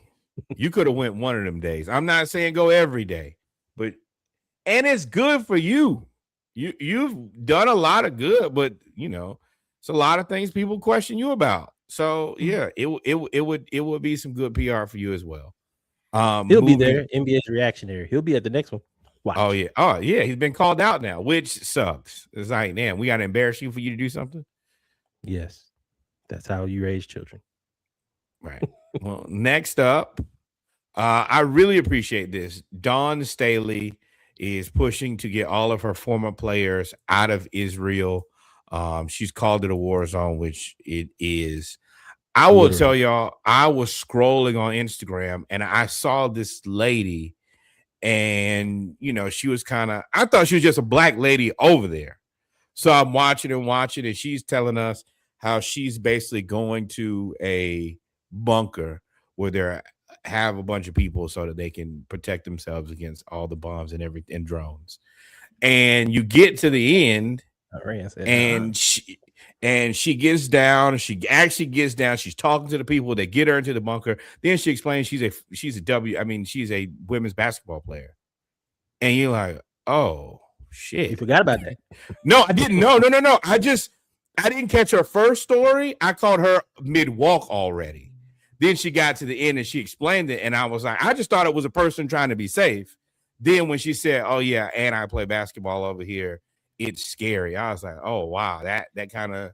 I think she went to South Carolina. I think so too. Yeah, but it was just scary because she was a human, and then you everything kind of folds together at the end, and you're like, oh, she's over there. She's not just over there to be over there. She's over there for work because she's a basketball player. That is very scary. And I appreciate Dawn using her voice and her resources to try to get people out of there. And this is the reason that the WNBA has to come to a reasonable pay range for these girls, women, so that they don't have to play in these type of places. I mean, we just lost Brittany Griner for however long that was. It wasn't war, but it was a risk that did not need to be taken had she been paid reasonably. But if you got to go over there, then that's where you got to go. Then you end up in a prison camp and all these type of things. That's too far. It's too far. It's just unnecessary risk. It's unnecessary risk of you having to go overseas, and it's not even about paying us more salary. Us I'm speaking as if I'm part of the WNBA, not even paying them more salary. They just want revenue sharing, right? They want to have the popularity has grown so much. They want to have part of the revenue too. Just equal revenue, not equal, just a correct revenue sharing model. Pay, and if you can't deliver that, then they have to go overseas because they don't work for 6 months. You don't pay them much. How many people do you know that make less than $100,000 take 6 months off? Right. None. And let's be real, there are not enough teams for this league. So you have literally first round draft picks that can't make a team. Then I have to go to a different country to play basketball. You want to know who doesn't have that problem? Anybody who plays for the Kentucky Wildcats. John Calipari's kids never have to be like, you know what? I'm going to have to go over somewhere else to play. No, because they're going to pay them enough money that they can live, and they win. Cal wasn't winning with the Wildcats. Now, were they getting paid a lot of money? Sure. These girls are champions, multi-time champions. Yeah, WNBA, you between a rock and a hard place, and that is the unrivaled in college basketball because they paying these folks, and you are not. And the thing that they said was, if you can't do it, then get out of the way. Because we can do it. And guess what? We got proof of concept right over here at Unrivaled. So you can't even say it's not possible. We did it. And if you're saying that you don't have the capability or the bandwidth or whatever it is, move. That's where it gets embarrassing. Yep. Now, y'all Now, better figure it out. Powers that be, WNBA and NBA. Yeah. I'm telling y'all, it's on the way. That Unrivaled is working, and all they have to do is expand to 5-on-5. It's already there. Right. Or they don't have to. More three girl teams. Either way, Right. Expansion. It's gonna happen. It's there. Exactly. With that, let's go here for a little bit. So, we made it through the trade deadline. The Atlanta Hawks have a roster that will not change. After today, it won't change. Today was the last day for players to be signed to two-way contracts. I think we got Koloko, and I can't remember who else we have on two-way contract, but that's it. Yeah, definitely. But this will be the roster going forward. This is what the team will look like. We've won 4 games in a row, dating back to last week when we beat Brooklyn in a game that was relatively disappointing to me, but we got it done. Ever since then, we've looked like a new team. Last Tuesday, we beat the Washington Wizards 119-98. This was the original. Nope. Did not mean to do that. Flamingo. Right. There we go. And then this was the original Kaminga game. I am going to shout out Lil Boosie. He and I were the first people to be like, well, if y'all don't want him, we will take him. And that was on April 18, 2025. On Tuesday, February, whatever that was, 2026, he gave us 27 points, 7 rebounds, 4 assists, 2 steals, 9 of 12 shooting. He missed 3 shots for the game and scored 27 points. That is cooking. This was against a Wizards team that nobody played on. And I do want to temper the expectations, but I can confidently say that we would not have gotten this out of Kristaps Porzingis.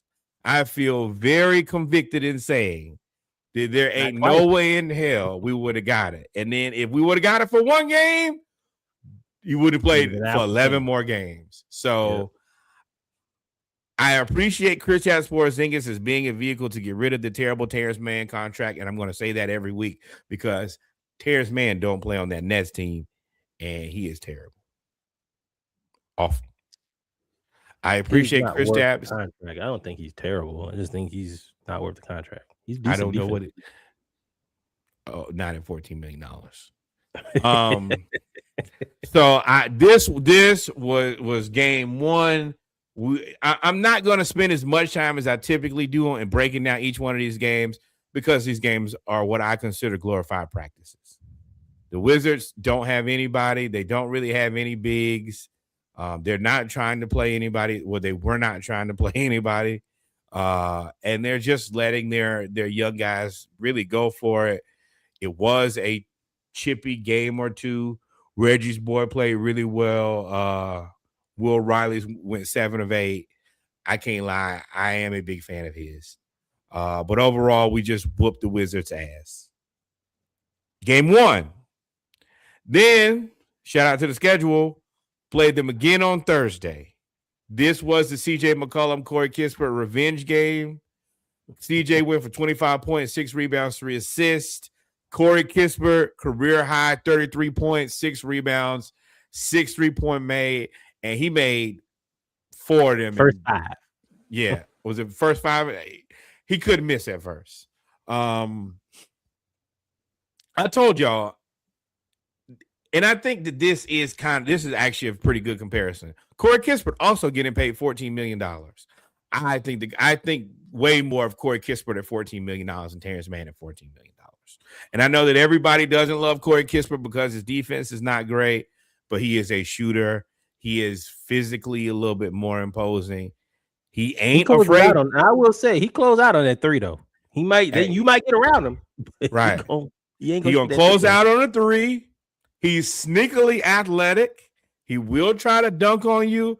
And in this game specifically, this entire team did Champagnie so bad. And Corey Kispert had a rushing block on Champagnie, who had missed dunks. He looked like he was ready to be done with basketball that night. You know, sometimes you're just like, bruh, cumulatively, they've whooped my ass. And the Atlanta Hawks did him some type of terrible. Kuminga had 19 points, 9 rebounds, 3 assists, 17 points, excuse me. You know, that was one of the big things about him was he don't pass the ball. He's consistently giving us 3, 4, 5 assists a game. He's not been a ball stopper in practice so far, and I appreciate that. And I'm going to call all these games somewhere between a practice and a scrimmage because we haven't played anybody real yet. Also, another fantastic Dyson Daniels / Ben Simmons game. 13 points, 11 assists, and 5 steals, 4 rebounds, and a block. I saw somewhere on the internet where they say that Dyson Daniels' offensive game has regressed. I had to get them right immediately. His offensive game has not regressed. He's been given a new offensive responsibility. And Dyson Daniels has shown on multiple occasions he can put up 9, 10, 11 assists. That is growing your offensive game from a guy who was basically just a shooting guard / ball, like a on-ball defender, to now running an offense. Is there room for improvement? Absolutely. Has he improved everywhere except for shooting? Absolutely. Fantastic game. We won this game 126-96. Corey and CJ just beat them early, and it was over. Kuminga and Dyson and more just enjoyed harassing the Wizards. And then finally, or yesterday, the team as a whole stomped a mud hole in the Blazers. Now, the Blazers were, of course, without Dame. They were also without Shaedon Sharpe. They were without Robert Williams, which played a major part in Okongwu cutting their ass. And Denny Avdija was out with a bad back. Okongwu, 25 points, 10 rebounds, 6 assists, and 7 3-pointers. No Robert Williams. basically left them with one center. And Donovan Clingan, while he is 8 feet tall, he is not a perimeter defender. He's a drop center. And you basically just left Okongwu at the top of the key to shoot threes. And it's weird to me because even if you watch him shoot, he doesn't look like a shooter. But I think he's a shooter. He's a better shooter than like Draymond. Like you can't leave him open. Like you can't leave him open.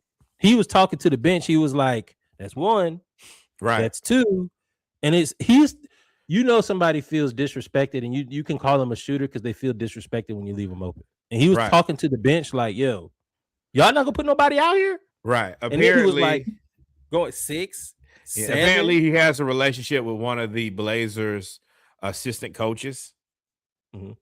And so he was harassing him with that. And I appreciate that, especially after, he got his face knocked off to kind of come back. And this has been the Blazers' strategy with him for multiple games is to basically just let him shoot and then not having Robert Williams like the nail in the coffin. I will say this was not a great Jalen Johnson game.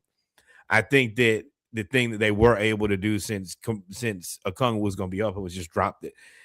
Clingan was just going to sit in the paint, and that makes it pretty difficult on Jalen. And that's the reason some nights ain't going to be your night. Nickeil Alexander-Walker, 15 points, 4 assists, 3 rebounds. Jonathan Kuminga, 20 points, 7 rebounds, 3 assists on 10 shots. 10 shots, 20 points. We'll take that every time. CJ McCollum, 19 points, 5 assists. Jock Landale, 14 points, 5 rebounds. Dyson Daniels with another Ben Simmons game, 12 points, 7 assists, 6 rebounds, 2 steals. Landale has been really good in the paint as a scorer. His defense waxes and wanes. He can still space the floor and shoot the 3. This is really good because Jalen Johnson, even though he did not have a good game, he had 8 points, 8 rebounds, 8 assists. But allowed everybody else to flourish. And that's been the biggest change in the new regime is if it's not your night, and I've always said this, then let it be somebody else's night. And that seems like where we're moving in this egalitarian basketball is if you're open, shoot the shot, just make it. And when it's not your night, find something else you can do on the floor than score. And I appreciate the 8 rebounds and 8 assists. I know I said a lot, but what you thinking? No, I've taken a new approach. I actually didn't think you were not going to do the full breakdown. These games is practices, dog. These games is practices. Even on all the games, that's cool with me because I don't need to know that Keaton Wallace had 2 points. But like, that boy get all the way. I'd be like, yeah, we had a DMP from. I'd be like, but I wanted you to go through the games because I do have some notes. First off, for this game specifically against the Blazers, Kuminga had 2 of the best dunks in that I can remember in other than Jalen. He had a drop step, switch from the right hand to the left hand over the Blazers rookie center from China. He Hanson Yang had a 2-hand get out of the way dunk like right before. But the person I want to highlight the most for these 3 games, I kind of have it in a 3-game thing. Dyson Daniels over the last 4 games, 33 assists, 2 turnovers, 13 steals. If you give me 33 assists, that's almost 9 a game. That's 8 a game. With 2 turnovers and 13 steals, that's like plus 15 per game, plus 20 per game. And y'all talking about 3-pointers? Don't shoot them. Don't shoot them. I don't care. And for me, I don't know if his offensive game will come around this year, but I see Dyson Daniels being like the next in this offense. And I don't know if Quinn will be our coach, but the way that he plays being on, he's going to be the next guy that spams triple doubles. He's He's Ben gonna be the Westbrook. Simmons, just a Ben smaller Simmons, version. Russell Westbrook. Now Westbrook may get to 30, 20, and 20. That ain't gonna happen with him. But His gonna triple double is gonna be like 12, Draymond 10, triple 10 game. doubles. You're right. It's gonna be 12, 10, 10, 10 because there's so many places that he can distribute the ball and he's figuring it out. But also he lives in the paint. Like in this game, he's finally, if you're seeing it's no more 4-point games, it's like 12, 14, 10 because he's gotten the floater back. So once he adds shooting the open shot, then all of a sudden you are in an interesting situation because now you have these 6 people that can all shoot, if assuming that Dyson get there. But even if Dyson can't shoot, Jalen Johnson isn't even on this graphic because Jalen Johnson the past 2 games has had a rough go of it. And that's just part of it. You have different players that are coming in. You're bringing and remember, he also had the little hip flexor. I'm not sure if he's 100% either. So, but that's what I was about to get to next. He was a little banged up and he sat out. So, I mean, at this point, Jalen is struggling a bit, but Dyson Daniels has played really, really well and really efficiently. Let's talk about Kuminga's impact so far. To me, well, let me ask you first. What do you think about his impact on the game so far? I want it once again. Y'all know I don't get too high or too low. I want to say this again. We're right now.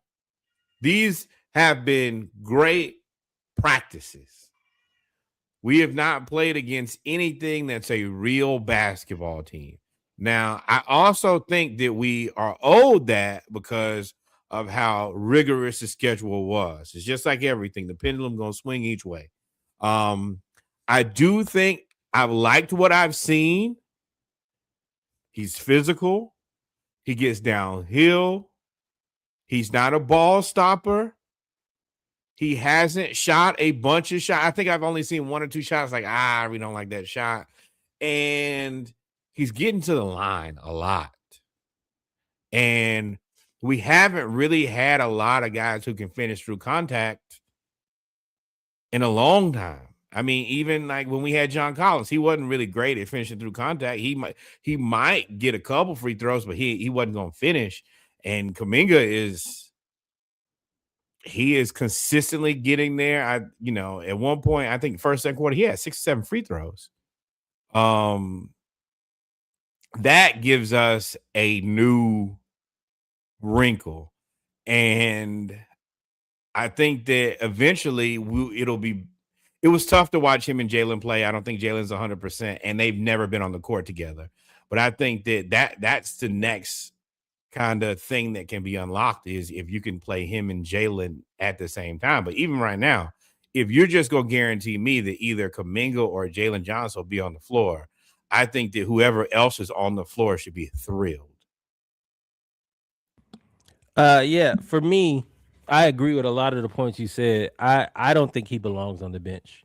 And again, yes, Jalen has been struggling and he's been hurt. But again, I don't think he belongs on the bench. I like, as much as his impact is on the court, I've noticed a few things off the court and just from the way that he plays, kind of his intangibles is something that you can tell that he appreciates playing. Like, just, hey, I get to play again and I get to play in a new situation.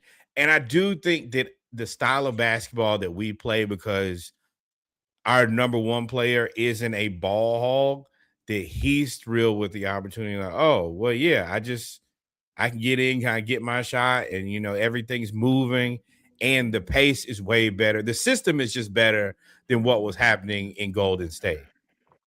Right. Well, so that's what I was getting to. His intangibles. So he's coaching up Zachary Ricochet, who has been he's had a sophomore slump. And although he's had a sophomore slump, I've noticed since Kuminga has played and they've been playing kind of together more, is Ricochet is doing a lot of the little things. So one, Ricochet is wildly athletic. He's way more athletic than I gave him credit for.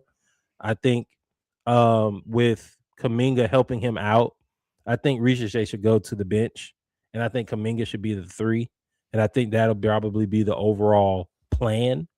But also, the way that Kuminga plays, you can tell that he's more used to a free flowing offense. And as much as we talk about Steve Kerr not developing, the style of basketball that they play translates with him. He's at the top of the key. He's telling players to go. He's moving players out of the way. He's directing traffic, trying to get people to move, and he doesn't hold the ball. I think he did it twice, and one of them was a grenade where they gave him the ball with 4 seconds left. So to me, his impact to me, if he can get Zachary Ricochet to accept coming off the bench and keep his confidence up, because he's been there. He's like, bro, I can do this. I was doing this when I was in Golden State. They just didn't play me. I think that could be profound. And you're right. I would love to, and that's the next step, is to love to see him on the court with Jalen. I think for him to see him on the court with Jalen, we have to figure out a way to get him to play off the ball. Good point, Kev. Yeah, he did learn a lot from Draymond. You're right. Play off the ball. And Jimmy. Like, those are two guys who are real basketballers. I mean, still, even if you don't like Steve Kerr, the Golden State Warriors they're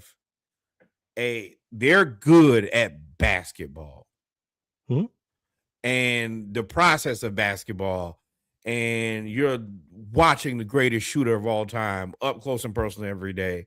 You're watching a basketball savant in Draymond Green. You're watching arguably the best bar none competitor of his era in Jimmy Butler.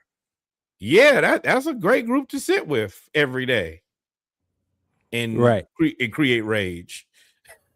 But for me, what I was saying was like getting them used to being on the court. Jalen is gonna have the ball in his hands, and if it's not Jalen, it's gonna be probably Dyson if they're on the court together and he starts. What I need to see, and what I'm charging Quinn with figuring out, is that means you're gonna have to get Nickeil Alexander-Walker used to playing without the ball more. You're gonna have, because there's only so much dribbling you can do. So with Jalen, Dyson, and Kuminga, even though Kuminga is probably more adept to cutting and maybe hitting a corner three or getting downhill, catching the ball on the go, you're going to have to figure out a way to accentuate that. That is something that I'm eager to see, especially for the rest of our schedule. I think we talked about this before. April is, depending on standings and how things play out, could be a gauntlet. I think we need to take advantage of this schedule and figure everything out immediately with those two to get them on the court more together. I'm actually going to push back and say that I think he's probably better off the bench. It allows us to keep balance. And if he's going to play like this, then you're basically always got a really good kind of current prototypical guy on the floor. And I do think that he raises the floor on Ricochet, because even though Ricochet hasn't been shooting great and hasn't been scoring great, all the rest of the things that he does, he's really doing well. He's a good rebounder, and when he gets the ball, he is out of there. He's willing to throw that pass. They can play with pace. Having Kuminga out there with what looks like now to be Gabe Vincent as the backup five. Oh, also shout out to Quinn. Quinn has gone to a 10-man rotation. Thank the Lord. Thank the Lord. But if you're going to have Gabe and Kispert out there, Kispert at the 2 is solid. He's bigger. Ricochet and Kuminga and Landale, you get a balance of offense and defense. I think that actually works really well versus top loading our starters and then hoping that the backups can kind of just carry us. This gives us a little bit more balance. Yeah, I'm not as Mo. The reason I say him is because I want to see Mo. I think Mo, Quinn listens to us. Shout out to you, Quinn, for listening to us. Whenever a team gets going, he put Mo right on in there now. Right. Hey, they went on a run. Timeout. Mo, come on. Fire extinguisher. But I think that he has a unique responsibility. He's like the reliever. Hey, shut this shit down. End it. But outside of that, I think that Kispert's ability to shoot the ball he's going to lean into that, and Kisper's more expensive at the end of the day, and you're tied to him for 3 more years. So you, to a certain point, is you've invested in Kisper at least in the short term. So it makes more sense to play him. And Kuminga, I think, is de facto the backup 4 now in the 10-man rotation. So I mean, we'll see. We can agree to disagree. I just would have preferred. I like Mo. I would have liked to see Mo as the backup 4. And I also would have liked to see the Hawks at the buyout market at least add a point guard. I mean, Tyus Jones just went to. I think that they're happy with. I think that like they're happy with Gabe. And I saw Gabe hit the side of the backboard twice in a row. I agree with that, but the other part is Gabe is he's a solid point of attack defender. He's let me kind of explain it this way. Gabe is defense, Kispert is offense. Risache is defense, Kuminga is offense, Londale is offense. Kuminga is actually a little bit of both. Well, Risache starts. So that's why I think that Risache is on the bench now. And I think that Risache and Kuminga off the bench is going to start. Yeah. I think that I ain't the biggest fan of that, but I mean, but to me, it ain't about who starts, it's about who ends the game. And I think he's going to end the game with who are the 5 guys who are playing best tonight. And if you're one of those 5 guys, and get your ass out there and finish the game. If it's not, then like I say all the time, it's not your night. But there's another wrinkle in this, because talking about Kuminga, I think that if he continues to play like this through the end of the season, then we're married to him, and we definitely pick up the option. Realistically, we probably go ahead and try to sign him to I would assume to be a 3-year contract. But at bare minimum, what we're doing right now is rehabbing an asset that was low value and turning it into something. And there are going to be teams that need a guy just like Jonathan Kuminga. And he can be traded all the way up and through the draft. So worst case scenario, we flip him to a team like Sacramento, who's been in love with him forever. Or if he looks like something that belongs on this team long term, then we probably sign him to a reasonable deal. Yeah. He's definitely making you think. And he's making the Warriors, for whatever reason, that decide not to do it. Boy, they're getting cooked on social media right now. They can use him. Steve Kerr. And I did have somebody break it down where essentially it was Draymond or Kuminga, but not both. And it's ironic that it was Draymond specifically, because that was how Draymond got his job. It was David Lee or Draymond, and they chose Draymond. Well, in this case, yes. And in this case, it looks like you went against what you typically would do and stuck with the guy and let the wrong guy go. And another one man's trash is another man's treasure right now. And I know it's only been a couple practices, but he has started out hot. But I want y'all to. Everybody got to sit down and remain calm. I don't want us to get over our skis, as Reggie says. We haven't played anybody competitive. We do come up and play Milwaukee on Wednesday. Giannis is back. With that being said, I don't think that Giannis should play. They got throttled today by 27 points against the Boston Celtics. Wait. With no Jaylen Brown? You lost by 27? And Giannis played? Giannis. Should have left. I got no sympathy. Should have left. None. You should have left.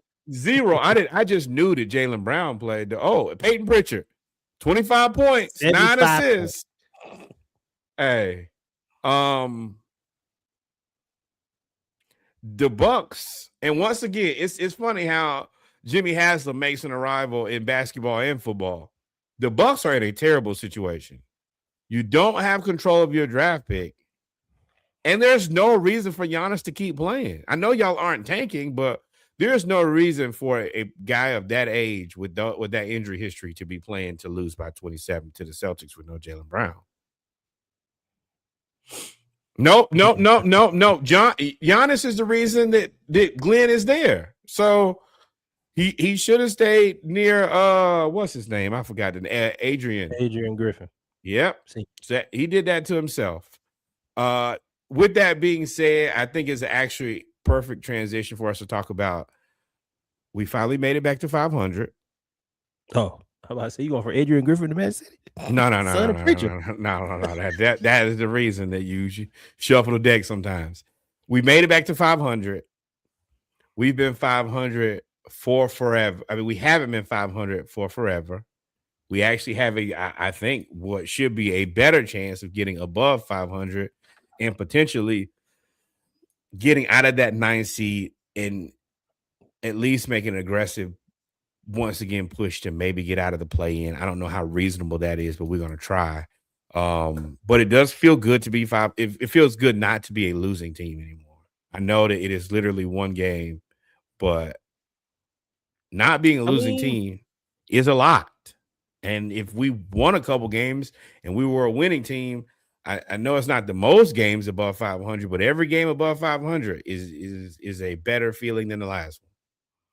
The game against the 76ers on Saturday will be telling for me because they're the team that is 2 games ahead of us right now in the 6th spot. If we can somehow beat the Bucks, beat them, then you got Mavs, Nets, Bucks before it goes Magic, Mavs, Rockets. Then you got Grizzlies, Warriors. So that's what I was saying. Like, you need to take care of these up until March 25th. The first 3 weeks of March, you need to win the majority of these games because then you go Pistons, Celtics, Kings. And in March, this ain't April, right? So this is when they're going to be trying to close out their position. So you need to win as many points as you can, win as many games as you can. And I believe you're right. I think you can. If you go on a streak, you could definitely get out of the play-in. Right. But and I mean, Miami ain't playing fantastic. Unless they play us. Right. Orlando ain't playing fantastic. Charlotte is still right on breathing down your neck, though. And they're gonna make every 3 they shoot. And they're gonna shoot every 3 that they can. So you can't there is no break. Ain't no and there's no resting on your laurels. But like I said, even going into All-Star, the playoffs have started. And once again, the playoffs are mid-swing right now. Every game matters. You need to play every game as hard as you can. Shout out to that game against the Thunder and the Pistons. That's what it looks like when you have 2 teams that are trying to win every possession. That is how we need to play. You can't give away games. You can't give away possessions, and you sure as hell can't give away games. I do want to say this, and then we'll talk about him here and again later. But us being 500 is the reason that you trade Trae Young. We're in the exact same position we would have been with him. We have been every other year with him, without him, without the $50 million player option next year. And it looks like the Wizards and him have come to a conclusion. They're going to extend this and they're going to sign him to a contract. This is the reason that you had to make that. You said what? Him and Anthony Davis. That's the pair. But that's the reason you make the move is we still got to the same place without tying ourselves up in a massive contract. And we have financial optionality and a really good draft pick. So there's potential for us to actually move forward without being tied to a massive contract. I know there are a lot of people who, for good reason, miss Trae, wish he was still on the team, etc. But this is kind of the reason that you make that move for those people. I agree. All right, now let's go to the mess. Actually, before we get to the mess, let's get to the good part. Doom da doom da doom doom da doom da doom. But in a surprising strategic partnership, the Hawks And of course, the Orlando Magic City Monday is perfect. The Magic City will be sponsoring this game. They will have Magic City hoodies that will Already ordered be. mine. You can order them. Pre-order. Say less. Say less. We'll get it. There will be a Magic City hoodie that will be available for the game on March 16th. It has garnered quite a lot of different opinions. I think that the opinion is typically pretty consistent with people who are culturally aware of what Atlanta is, and then people who are not culturally aware of what Atlanta is. One of the people who I saw on the internet was Brendan Haywood. He thought this was terrible. All of this, it was a joke, etc. But the people who are from Atlanta and Atlanta fans have all really enjoyed this. Everybody who I know who's a Hawks fan is like, oh, I need one of these. And I think overall it's fantastic. The rest of it likes money. Whatever you feel don't matter. Let me tell you what's gonna happen.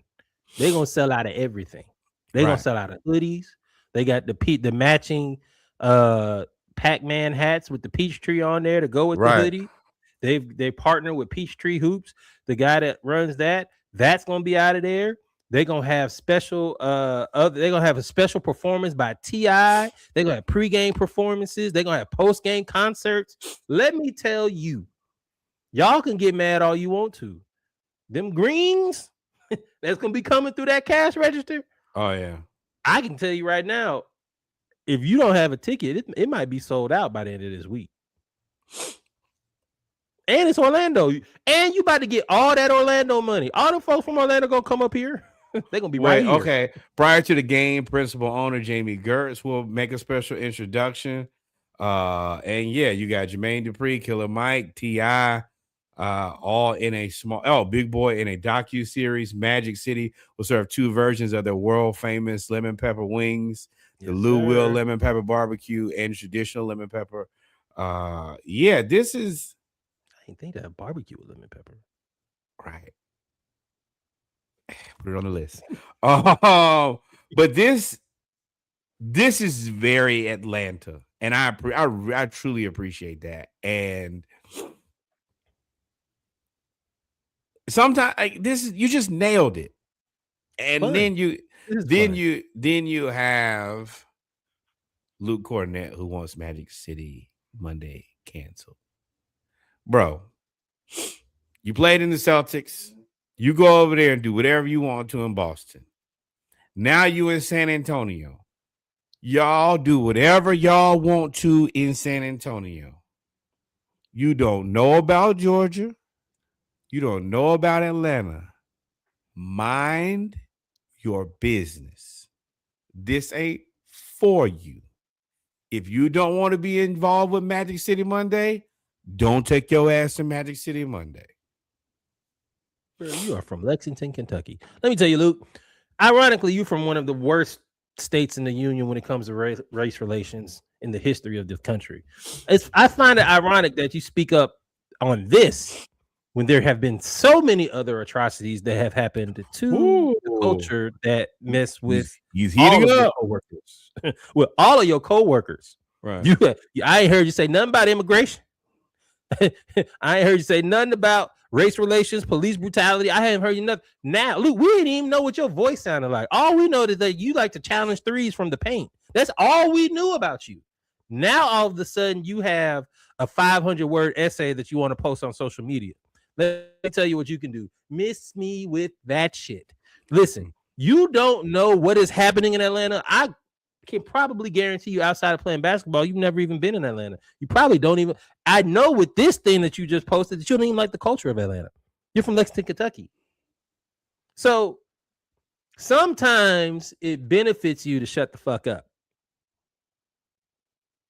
Right? We just gonna let that pause, just let that marinate. Sometimes it benefits you to shut the fuck up. You don't have to like it. But you ain't got to tell us you don't like it. You must think we care. Right. We're actually just making fun of you. We don't really care what you have to say. And enjoying it, every moment of it. Listen, And the thing is, I don't know why you hating. Atlanta is a multicultural adult entertainment city. You could have went to the Pink Pony if you wanted to. You could have been good right up there. You could have ran by Cheetah before they ended that. Or you might like cosplay. You can go to Claremont Lounge. You can. I mean, it's a lot of different places for you to go, brother. Luke, it's a lot of different places. You start crushing them cans. You're like, what is this? It's a lot of places you could go. You know what I mean? Go take a walk. Don't even watch the game. Wait. You know where you can go, Reggie? To hell. To hell. You go to hell. You go to hell. You go to hell. And you're right. Dissertations and all time. Nobody cares, Luke. No, not one single person cares. Shut up. Yeah, Luke, tell me how you feel about race relations and the political climate of this country, and then I'll be able to understand what you say, and I'll care about what you feel. Care more about Cop City than Magic City. How about that? Oh, and the crowd goes silent. Moving on to other people who have really chapped my ass. I'm gonna tell y'all. I've spoken to Kevin about this. I had to do a debrief with Reggie about this. Boy, it scared me. That boy called like, you got a second? I need to vent. I said, oh my Lord. I said, I'm gonna tell y'all know me. When I read something, first thing I do is I gotta go vet it to make sure, because I don't want to get NBA Centels. And I do a pretty good job of not. And definitely not on the pod. Maybe every now and then I'll get got in the group. But definitely I don't want to bring y'all anything that's not true. So I get my ass up on Saturday and I see that Steve Kerr has said that Kristaps Porzingis does not actually have POTS. That was some misinformation that was out there. For 3 years. And I thought that was somebody playing on Al Gore's internet. Ain't no way that this is true, because we've been covering the POTS and his lack of ability to play for a time. Then we're the second team to deal with that. Right. The first thing I had to do was confirm that he said this. He did. Now I am mad. I am upset. What the fuck you mean? Then I had to go back and figure out where we got POTS from. And it was from Kristaps Porzingis. He told us that he had POTS. Maybe he was smoking pot. I don't know. But we didn't make that up. Not to mention, why has he, so we just don't know what's wrong with, he just sick? In perpetuity?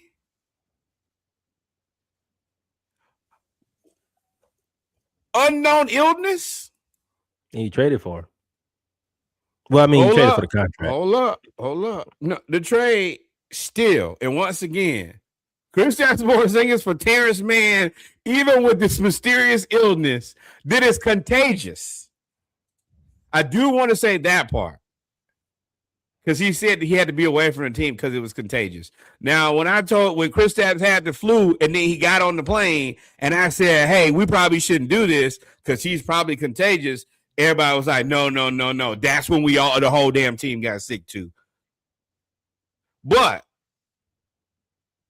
now the Golden State Warriors, they fixed their mind that they was going to trade for the man with the mysterious illness that nobody knows about. And remember, Ansi Saleh is a former Golden State Warrior employee. So him and Steve Kerr have a good relationship. So Steve Kerr said he spoke to Ansi Saleh before. They had a whole conversation about this mysterious illness that nobody has a name for. And you still traded for him. Steve Kerr, gather your thing. Mysterious illness that nobody traded, that you traded for. Again, I think it was the contract, but then you let Kuminga go. No. I'm not. I'm putting less blame on us, because if a player says I have POTS, I think you kind of gotta believe them, and that's what I think that we kind of did for the most part. But the Golden State Warriors, you got to be dumb as a box of rocks. Trading a guy who can play and does play for a guy who has a mysterious illness and does not play is dumb. And I think that is why when we kept saying, boy, it sure is weird that Buddy Hield and Draymond Green speak so highly of Jonathan Kuminga. I think that everybody in there is looking at Steve Kerr like, you don't know what you're doing anymore, bro. It's your time has come and gone. It was a great time while it was here, but bro, you've lost the plot. And Golden State Warriors, you're not the Atlanta Hawks. So I'm going to tell you, like I will tell any other team, please extend Steve Kerr to a 4-year, 5-year contract. I really appreciate what you guys are doing. I think that this is a jam up meeting between you guys. Perfect combination. I think this is the time to extend Steve. And y'all keep running this play. But I ain't gonna lie. When I found out that Kristaps Porzingis didn't have pots, I was about to hurt myself. I couldn't even contain myself. I'm curious, and it's contagious. I'm curious, and it keeps coming back. What is it? Nope. Nope. Did you listen to the last two things you said? Nope. Nope. Nope. Whatever it is. And also, he can't get on the plane with me. Hell no. I'm not getting And then he played like 2 games after he got y'all better send Outbreak to Latvia. He cannot get on the plane with me. That's why I told you. I think his career might be over. I do. I think that his career should be over, and not from like a hate point of view, but if this is whatever it is, it's a lot on him. I do believe that. I believe that he wants to play basketball because when he plays, once again, he is a world beater. 20-10, 15-9, world unstoppable, undefendable. And you only know that when he plays on your team, you actually get to watch him and just like not have to deal with what the media is saying about a player. You just get to watch him kill night after night, and you look like, damn, he just. I 1000% think that if he didn't have health issues, he could have been one of the top 10 basketball players in NBA history. But if you also see that he only played like 11, 12 games for us. I wonder, and I don't want to speculate. This is just I am speculating, but I'm not trying to start. Yeah, I don't want to speculate, but speculate on. I am speculating, but I wonder if it's staff. Remember, he got that sleeve on. He had that tendon injury. He had to have all that stuff in Boston, and now he wears the leg sleeve. That's the only thing I can think of that leaves and comes back, that can leave and come back. That is contagious, but then when it's gone, you can just come play. I wonder if it's like something wrong like that versus stead or anything else. It's bad. Whatever it is, it's bad. And I mean, eventually, just joy of life has to. You're rich. You're infinitely rich, and probably don't. Hell, it's probably better to be in Latvia than America right now. So, yeah, just might be over. But I can't imagine a team at this point paying him anything. Like, it's not even the amount, it's the roster spot for a guy who you never know when he's going to be available. That is a lot. I mean, again, they got it for flexibility, but yeah, it is. No, ain't no flexibility. This is in his contract, and then he not going back to the Warriors. They need that roster spot. Yeah, no flexibility. They cleared up. Well, I mean, I don't know. I mean, you could have done that Kuminga anyway because you would have got rid of him. That's the part is there are people who wanted Kuminga. You said traded it. Family was stealing food. What PR person said that's okay to put out?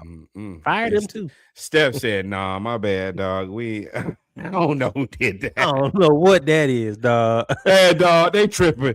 But for him to put that on Instagram was good. Like, nah, man, they wilding out. And I think that a lot of this is Steve Kerr is just re-signed Steve Kerr to 5 more years. But I personally think that his run in the NBA it probably should be over sooner rather than later. Commentator. Right. No, For what? You won a bunch of championships. You rich. He has his own health issues too. Remember all them games where he couldn't coach? Yeah, because of the back issue. That's when he started smoking weed. Maybe he got some bad weed. Maybe you need to get some of that weed to KP. Not in California. If you get bad weed in California, you tried to get bad weed in California. I mean, he just didn't play Kaminga. So they play that little dust. A little smoky. Right. Was in the chicken coop. Also,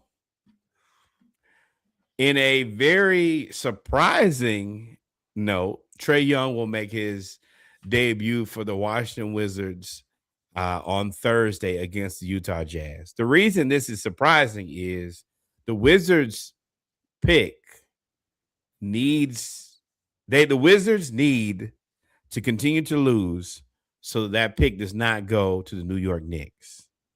I imagine that if Trae Young plays, he's going to try his damnedest to win. Now, I don't think that they have anybody above minutes restriction 6'8", 6'9" to play center. So that's going to be rough. But one thing about Trae is he could always go for 50 and just shoot you to a win. 50 and 12. Right. He could force his way to a win. And I do think that I know he's motivated. There's one thing about him. He is going to be motivated to prove to Atlanta that they made a mistake. I don't know how feasible that is, but the kid is motivated. And I just don't understand this play. You guys not trying to win. You did have a pretty serious injury. You've had a couple Achilles type of issues in the past. I don't know why play these games when you guys are not competitive nor really trying to compete. And there's no Anthony Davis and there's no Alexander Sarr. Adam Silver made the call because this has been the theme for everybody. Giannis came back. Why? Trae coming back. Why? That whole gambling thing. This is an issue that we are going to have to monitor going forward because this goes against everything that teams have done until that whole tanking thing came out. Well, my pushback is going to be, we're taking and charge me $500,000 like you did, or $100,000 like you did Danny Ainge last year. I'll pay it. Adam Silver's reactionary. That don't mean he could charge you more. Okay, whatever it is, it's not worth me risking a guy that I just traded for, and then I'm gonna probably have to pick up a play. And because this is like, God forbid, this is not what I want to happen. But what happens if that Achilles pops? He's still gonna take that $50 million player option.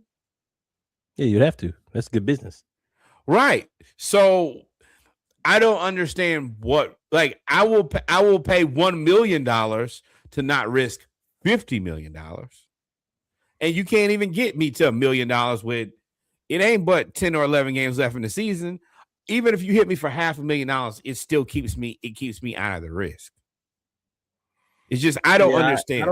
I don't get it. Or unless they just trying to get him back on the court to like almost as a workout, like practice, as you said the Hawks had. And I don't know. It don't make sense to me. And Kev, you got any insight? Because blessings and Godspeed. No, this ain't my team though. I don't even understand why Trae would want to get out there and do that. I'm not doing that. No, I'm not playing. I'm not risking it because I need another contract first. He should not play until he gets another contract, or you pick up the player option. If they're not going to pay you, and they've already said they're going to pay you, I would not jeopardize my money now. Yeah. Seems like y'all ironically, at least Trae has played no games and already got kicked out of one. So, oh, well, hey, now that's the other thing. He going to get you about 15, 16 technical fouls a year. So just go ahead and build that in there. Make that apart. Show what he can do for the next team. Maybe they aren't willing to pay. The Jazz. Show what he can. Well, no, the Jazz, they set. Jazz Isaiah Collier got that lock. Yeah. 48. I played 48 minutes for 80 But this is games. the thing. what was released today was that Trey is going to sign a contract with the Wizards. So it sounds like they at least have a framework of a conversation. I mean, of a contract, and they're not trying to win because they don't want the Knicks to get that pick. But once again, we are trying to figure out a good plan of action for a team that historically has made poor decisions. I don't understand stupid. This seems stupid to me. Speaking of that, I told y'all this to start this season. I do this every season, specifically in football and basketball. If you followed the pod for a long time, this has been a Trevor Lawrence recurring theme, and it has now been a recurring theme for the Lakers and the Miami Heat. I'm speaking of contracts where players have earned what they believe to be a perceived amount of money and what the teams will actually play. There was a message that came out and said that Austin Reeves is looking to make to sign a contract for 5 years, $210 million. For the people who are not great at math, that is $42 million a year. I think that is relatively expensive. Another guy in a very similar situation is Tyler Hero, who I assume is going to want whatever Austin Reeves gets because he's played better longer and he's actually a one-time All-Star. And as with the CBA, I don't know of what teams are going to be willing to pay these guys who, while are both very good scorers, really don't bring a whole lot else to the game. They're not really elite facilitators. They're not good on defense. They're not rebounders. They're just buckets. And $40 million bucket is kind of expensive considering everybody in the NBA can score. But I've been telling y'all this. I wouldn't pay him. I wouldn't do it. I've been telling y'all this all season. I'm like, hey, man, these guys want to be paid. And if I'm the Lakers, I'm not paying this. I just maxed Luka. You can't pay it. You physically cannot pay this. Because you have Luka, and then I'm assuming that you're gonna get rid of LeBron, but LeBron ain't got that many places to go. It's either LA or Cleveland for me that I can really pay attention to. Although I was having a conversation in the barbershop, shout out to the dudes that was yelling at me, and I was thinking about it. LeBron, if he wants to win, should leave the Lakers and go to Orlando. Going to Orlando allows him to be the point forward. He cannot go there. He cannot go to Orlando. He specifically said, out of all the teams, and it's funny that you say that team specifically, he said, I ain't never going to Orlando. That's foolish.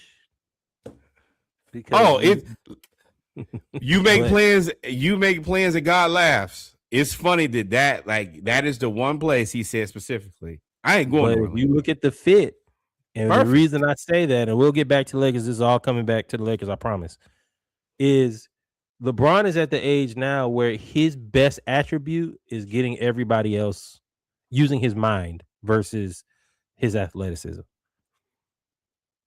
Orlando has athleticism galore, and they have pieces to trade, and LeBron could come there and be the point forward. He could get Paolo the ball, who you just substitute Paolo for AD. Right? Is what he wanted to do with AD, but AD kept getting hurt. You get Paolo the ball. You have other guards and other defensive players that could take the pressure off of LeBron. And you also have you wouldn't lose much of a bench because you have so many assets over there. To me, that's the best space because he can't go back to LA. As they've already released conversations, and I know you've seen it, not conversations, but rumors, where the LA said they're going to talk with Luka and Austin Reeves about LeBron's future in LA, which is no. I had to rewatch the clip because it's actually from the shop. And Rich asked him, "Does Orlando have any chance of free agency?" He looked him in his eyes and said, "No chance." Funny how that works. Somebody did something, but it's the best. It's the best. I may be wrong, I think Houston would be another one, where he could be a point forward and just give the ball to KD forever. But to me, like that's his role.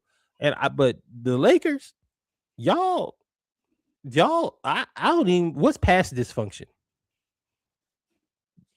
I honestly don't think it's dysfunction. It's just you're in the tough part of the rebuild. You're in it. You're in the They've never had to midst of rebuild it. either. Yeah, they Theoretically, have. Yeah, they have. they rebuilt once in my lifetime that I can remember. Well, 90s, No. 90s, Yeah. the nine post Magic, I guess. Yeah, They rebuilt Kobe Shaq. that was They 6 years. they rebuilt Lonzo, Brandon Ingram. That's the one I was talking about where it Yeah. actually worked. They Yeah. actually And they built a really good team. And this Yeah, is where you got to strip it down to the studs. This is the reason that everything is so bad is that, I mean, you're also, it's just they got to get rid of everybody. That's the reason they didn't, none of these guys are on long-term deals. This is just the point where, hey, what we got is what we got. We not signing nobody. We not extending nobody. Y'all going to have to make it work with this. And then Does that next include year, Jalen? I think that probably. I don't think that JJ is a good fit in the first place. I don't think that I'm not. I'm not sure. I don't know why people think that JJ is a good coach. I said this from the beginning. Is he a good commentator? Yes. Is he a basketball nerd who had a podcast with LeBron James? Yes. But I don't know him to be a good coach. And everything that I've seen, especially in this NBA, he's not the greatest manager of people, egos, tension. He's a guy who, for better or worse, wears all of his emotions on his sleeves, and you can tell it. And he's also and also Luka and him are never. They're going to be oil and water because how they see basketball. Luka is a guy who's been good his entire life. He's always been a guy who was going to be the best guy in the NBA eventually. JJ Redick is a workout demon who's not really athletically gifted and has really just had to, at every point, outwork, like, good basketball player, but due to his limited athleticism has had to really just work out every day and practice every day to be a NBA player. So you trying to coach a guy who's just like, nah, I've been good my whole life versus like JJ, who's good, but I've had to just practice a million times. Not saying that Luka don't do that, but you know, JJ's in better shape than Luka is today. More of an indictment on Luka, but Luka it's gonna be interesting how this all plays out at LA. Yeah. Because they're already, and I guess you can go to the Byron tired. Like I said, they're tired of LeBron there. It would be better if they picked one singular struggle. They got 4 dumpster fires at the same time. That's a problem. Yeah. I mean, trade everybody, like you said. But it ain't like it's a lot to trade now. No. It's not trading everybody. It's getting them just, hey, clear the books. Get everybody off. Then we will call the people who we want to come over here. And there are going to be guys who want to come over and play with Luka. But Austin Reeves, this is a dumpster fire because this guy is undrafted. He played the game right.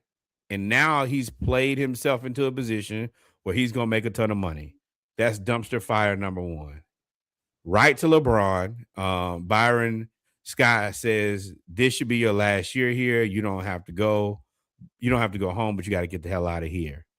You have LeBron James, second best basketball player of all time, who's now looking for somewhere between a competitive team and a farewell tour. That's dumpster fire number 2. And then you got DeAndre Ayton, who don't know his station in life and goes on to tell people says to his teammates, I'm not Clint Capella. And they try to turn me into Clint Capella. Clint Capella, after this, Clint responds in the most classy but deadly way ever and say, hey man, you got 2 of the best floor generals in the game. Lock in. He didn't take a shot at him, but he said, hey man, you have all the opportunity in the world. Now I will give a little bit of pushback and say, I understand what DeAndre Ayton is saying. Hey, I'm a guy who can shoot the ball. I have touch around the rim. I'm not just a in-paint rim protector. Now, what I will say is read the fucking room. You might need to watch some Clint Capella tape if you want to be successful. Yeah. Even though you have a larger skill set, this might not be the time nor the place for it. And I've said, and he had played himself into into some money. Talked his way right out of it. I think that Clint Capella is his own worst enemy. There's nobody who plays better defense on Clint Capella than himself. Whether it be the air mattress that took him out, or him. What did I say? Clint Capella. Oh, yes. DeAndre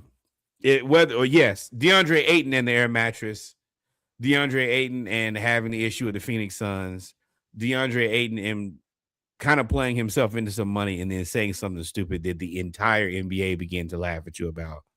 The best thing that you could do this in Phoenix. The best thing that you could probably do is just play basketball and shut up. But I also am starting to notice a theme about DeAndre Ayton. I'm not sure if he's the most aware and intelligent human. And I'm only saying that from the actions that I've seen from him.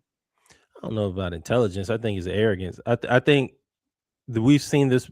That air mattress is intelligence. I mean, Steven Adams sleep on the floor. Yeah, his box spring on the floor. But anyway, my point is, we've seen this before with people over extending or seeing themselves as something while the league sees them somewhere else. And DeAndre Ayton is that guy. He sees himself as dominating, right? And it's not working. We saw it with Andre Drummond. They offered Andre Drummond all that money. He wanted more.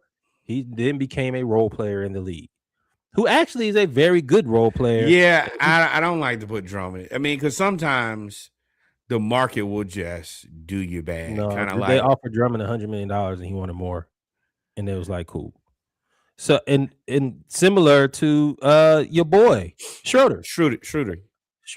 So we've seen this before. It's just Ayton is loud. But that's the thing. Like, shut up. I don't have an issue with like gambling on yourself, because we love a story where it says, "Oh, Austin Reeves, perfect example. He could have been drafted in the second round." He said no, because that puts me into a contract that is more difficult to get out of. So you bet on yourself. So Drummond and Schroeder bet on themselves. It just didn't work. Ayton is not just betting on himself. He is literally, he's his own worst enemy. He's in the way of himself more than anything. And that, like, yeah. And the bad part is Twitter exists now, and your effort on certain plays is just going to be everywhere. And you can just see him. There's 4, 5, or 6 plays. He's just getting beat on pure not giving effort, not being in the right place. Even though I think one of those LeBron actually supposed to pick that guy up and just doesn't. But you also have to know that $54 80-year-old, million. You paying 54 for that? Barbershop? Y'all paying 54 for no defense? Yeah. So, but I think had Aiden not said anything and just played, and even if he didn't give his effort, he still would have.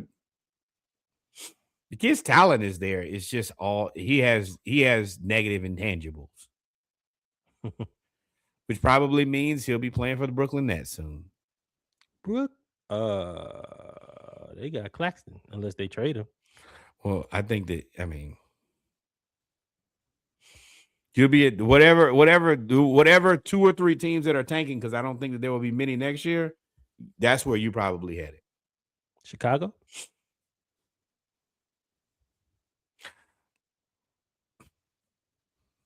On a 1-year deal, because I don't care. I just said that's a fit. It could be 1 year, it could be 6 months for all I care. I don't care. I don't know if him and Billy Donovan were. Oh well, Aiden ain't gonna work with too many. He ain't work with old boy. Monty the guy in the finals.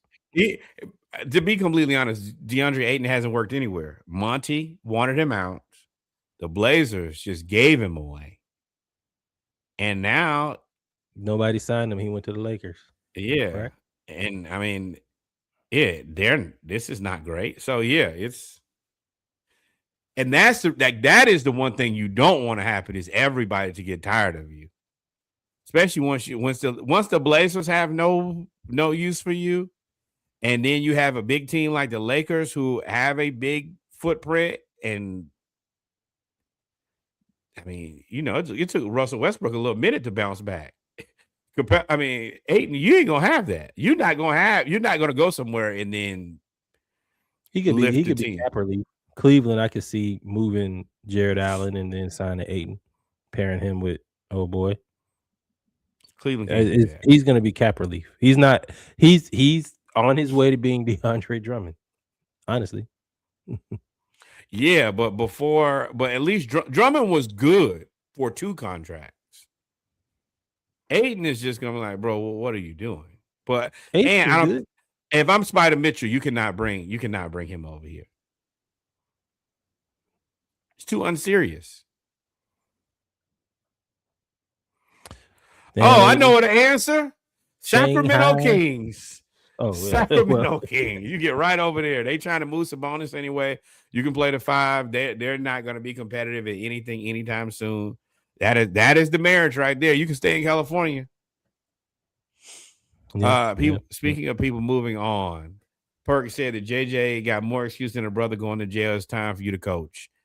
I think that we talked about this a few minutes ago. I don't know if JJ is a good coach. How would you know if he's a good coach? He only been coaching for 1 year, not 2 years. The second year. Second year. Pain and second strife. year. He only been coaching for 2 years. One and a half. You also coaching LeBron and Luka. What do that mean? The Lakers team ain't great. Coach, it don't matter who you coach. I agree. I think that he's going to end up. I think that this is one of those situations. It's going to be better for everybody to get out of there. JJ, get on out of there. And call it a day. Yeah, just literally everything must go minus Luka. And just start over. No, it doesn't. Why do you think it sucks for Luka? You were just in the finals. Yeah, and this allows me 24 months ago to strategically handpick the coach that I want and the supporting cast that I want. And I have I have all the money to spend minus my own contract. I think it's the best case scenario for him. I don't think he was ever going to get this anywhere else. Dallas waited too long to try to put players around him. He come right in and say, hey, and it's LA. I got a pristine location. I have a bankroll full of money, and I'm going to. This is him. This is him going into his LeBron era. We'll see. With full autonomy. And remember, the Lakers, the Buss family sold him to the guy who owns the Dodgers. So you got competent ownership that should be able to put a staff around him above and below. You're in the right city, and you don't have any contracts to be worried about. Yeah, this is best case scenario. This is equivalent of going to 2K and starting a franchise. We shall see. I don't trust anything. Reggie sounds skeptical as hell, boy. They hired JJ Redick with no coaching experience. When black people tell you we shall see like that, they don't think you're gonna do right. No belief, no faith. Zero. On the other end of this, San Antonio Spurs have not lost a basketball game in the month of February. And they did not. No, they did not. No. What's today? Nope, they lost yesterday. Yep, they did not lose a game in February. Basketball is such a strange place because we started this season. OKC we were talking about 72 and 10. And now the Spurs might be the best team in the West.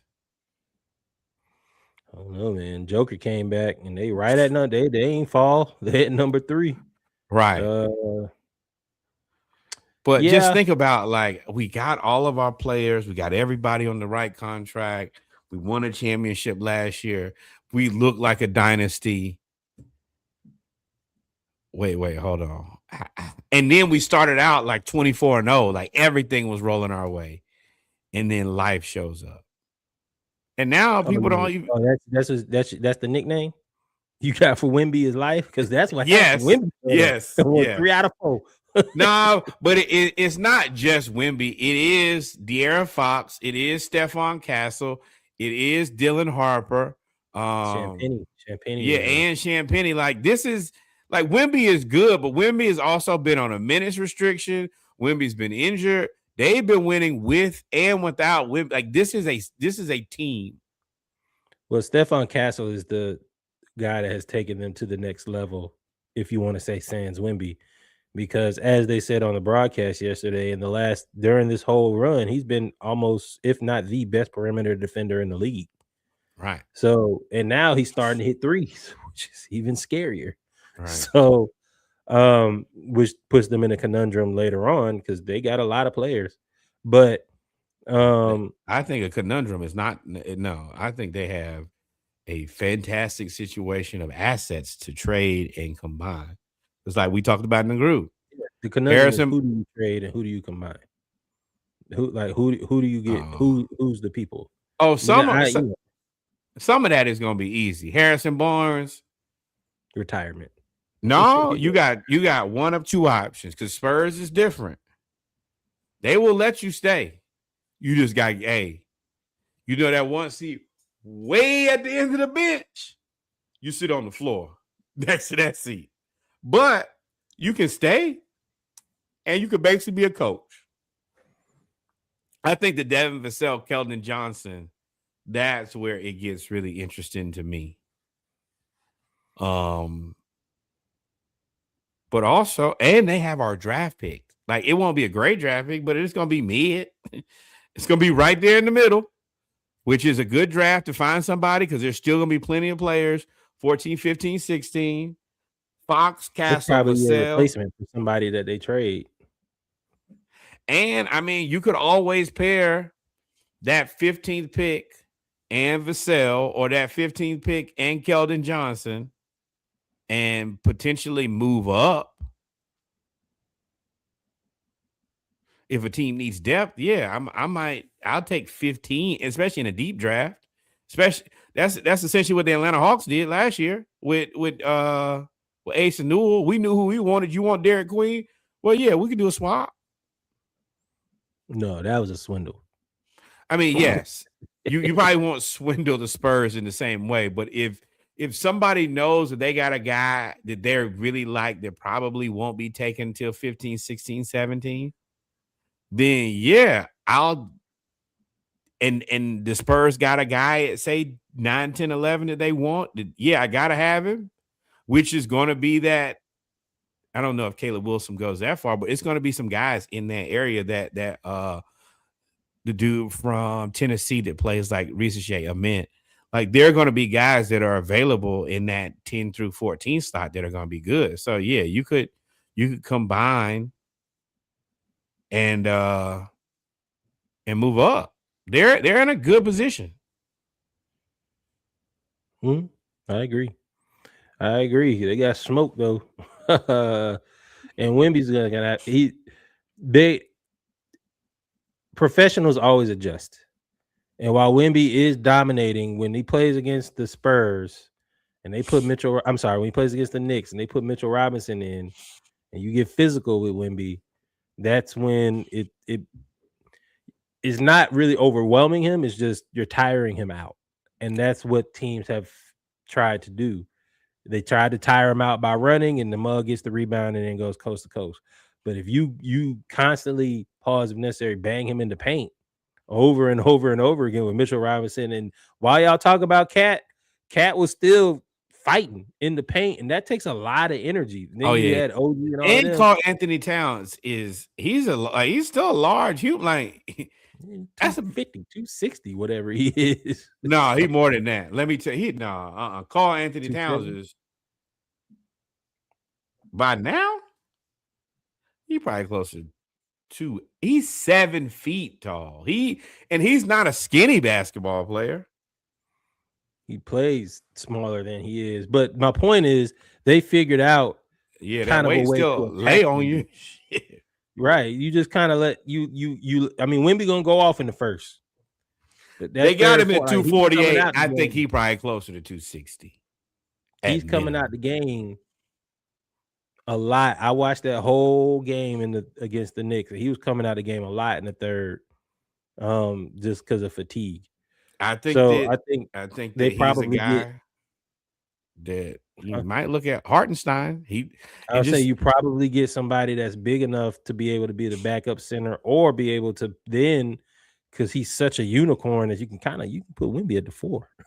That's what I think the best thing for him probably is to make him put it backside rim protection. All the 4s that and he's perfect for it.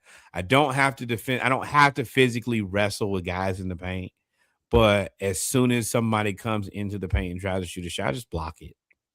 And ironically enough, Mitchell Robinson, free agent. Do you want to play in New York or do you want to play in San Antonio? Mitchell Robinson? Oh, he loved San Antonio. Don't he be doing chess and jean shorts with loafers and all that stuff too? Doc Martens. Also, Jared Allen. He'd be great in San Antonio. He might. Walker Kessler.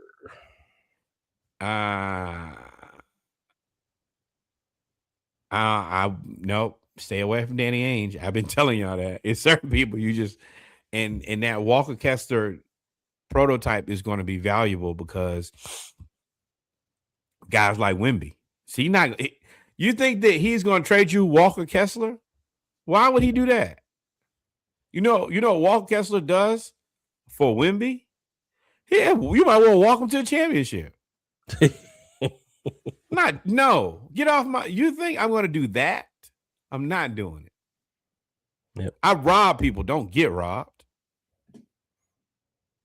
Yep. All right. We have completed tonight. Did we miss anything in basketball? Don't think so. We get 2 hours and 56 minutes. If we missed it, it's missed. It's gone. Well, we have come to the end, and tonight we end with the Atlanta Hawks not being a losing team, and that is a blessing. And we are blessed and highly flavored. With that being said, we finna get out of here. Number one, more black baseball. Shout out to Drake Baldwin. Bravos, keep doing the right thing. Number 2, shout out to Kev in the back.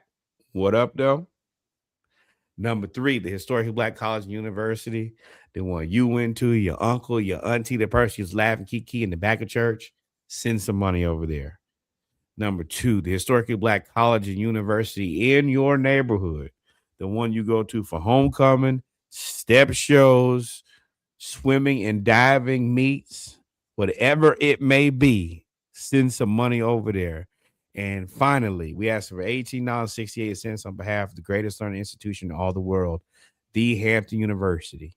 They gave me a degree, Kev a degree, Reggie a degree, send some money to the standard of excellence. And hey, they canceled my homecoming Airbnb, so I'm back on the hunt. We got to make it happen. Adios, mi amigos. God is love. Y'all be safe until we meet again. And always remember, like, follow, subscribe. Tell somebody about the pod. We out this joint. Peace. Peace.